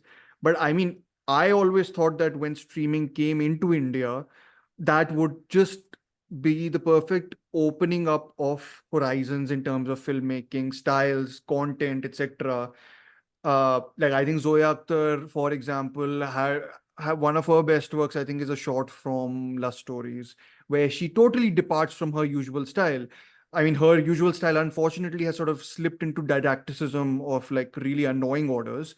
But in she basically makes a wordless film in Lust Stories, and I thought, that, and Karan Johar did it with Bombay Talkies, which is also another film actually in this category, which is Ajeeb Daastaan. Again, I'm pretty sure he took the title of this from there. But the for Ajeeb Daastaans, because it's produced by him. But no, I thought, this space of anthologies, of shorts, was a space where you could both experiment and both reach audiences, because streaming becomes big. A lot of times we plan our episodes now also based on not when the film's releasing, but when film's coming out on streaming, because you get more people watching it then. So I thought it would be that. But if that's not a space, I'm really not sure where, because I just don't see mainstream getting the um balls, let's just say, or whatever, to actually do anything. I'm very, I'm like, I think more, even I'm speaking about this as someone who's a fan of, some of the mainstream stuff. So I'm just very, very disheartened also, and I'm not expecting anything actually, I just want right now, just get back to making good, decent films. My expectation is on that level, not on innovation and, how can you improve queer. Like, I to think कि queer representation ही ना चले जाए पूरा. In my, like, I am fearing कि ये ही ना हो जाए, considering, where the tides are flowing or whatever you want to call it. So I'm, so yeah, I would think that, but again, I'm more of a, I I've geared more of myself towards form as opposed to narrative. So I'd also be curious to know films and filmmakers who play around with that. Will they be able to? Will they get the opportunity to? Will they get the space to? I don't think so, especially at this moment in time. Are they ready to sort of, go out of the way and combine, if they can, with international co-productions, maybe, to try and do that? Maybe. But that's not to say that they need to adopt the international styles. That's to say that to combine with them, to maybe put something that maybe is of their own. Stories will of course be similar, styles will be different, right? So yeah, I mean, I think also the social issue thing has run its course. So I mean, you probably do need to change. In some ways, I would say Rocky or Rani Ki Prem Kahani is a potential option if one can gear or like just tone down the aggressive social messaging of it. But I feel that film gets close to some of the places where, if people are getting into this whole let's go quintessential Bollywood full on again, right? Then maybe that's a space, but my hopes are close to zero. Sorry. If you were expecting some grand solution to come No, from no, me. no. Because my solution is also as simple as make more queer films. I know it's simple to say, but like if you look at films in general, there are great films and there are terrible films, and a film is more likely to be terrible than it is to be good. And Yeah. it is only when you have enough films that good films will come out.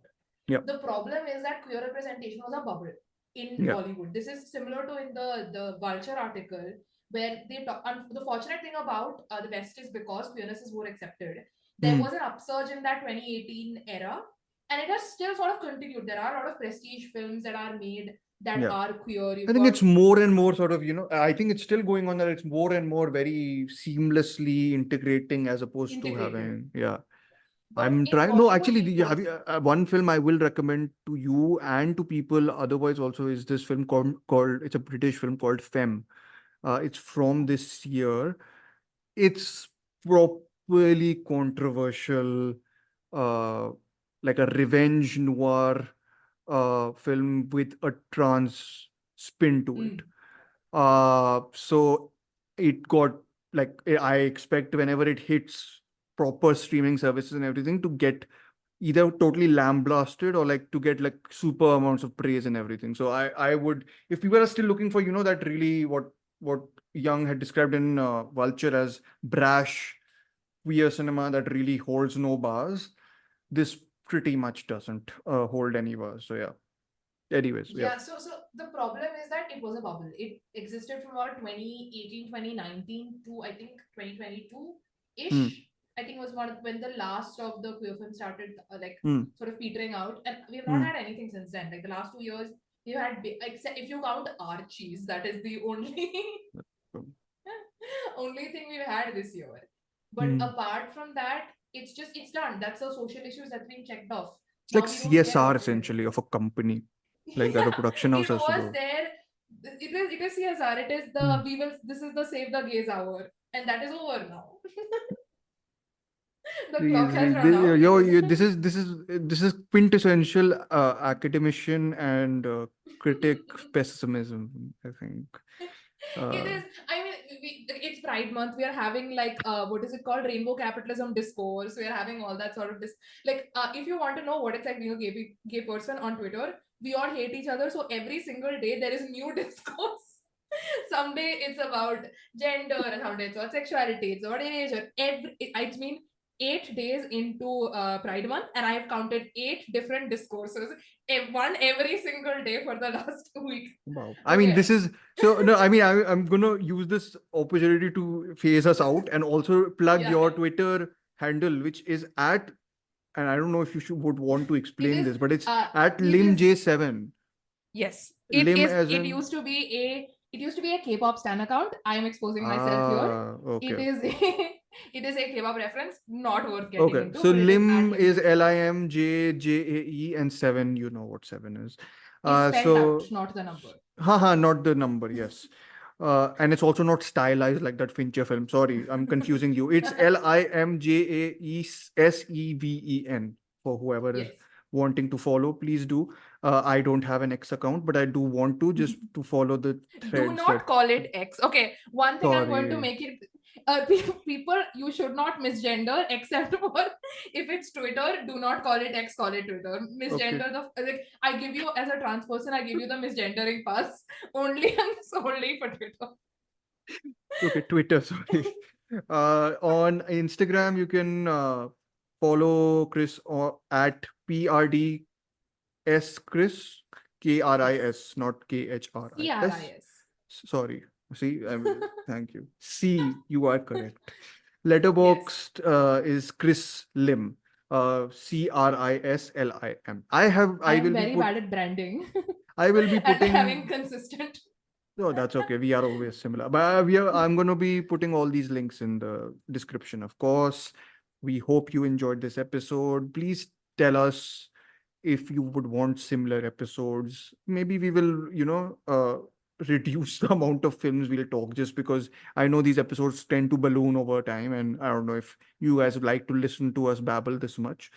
But I would or at least I am trying to make Chris a regular feature in our And I'd like podcast. to volunteer for an episode now itself, so that you can't make it. I'm reading Queer right now, which is the book that Luca Guadagnino is adapting into a film Yes, you are starring Daniel absolutely Craig. invited for So that. do Yes. an episode with Call Me by Your Name and Queer, and I will be there Yes, for it. done. So you've already got one episode planned for us whenever that film releases. So starring Daniel Craig, who we both really like.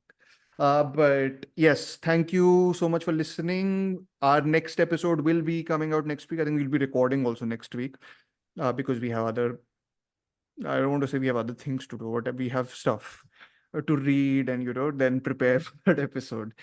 But yeah, we'll be coming all guns blazing about Kejo for that. So yes. And we will be sharing it with him. I don't know if it will get shared because he has a private account and all that, but I will try and convince people who I know to send it to him and see if he responds. Anyways, thank you so much, and khatam.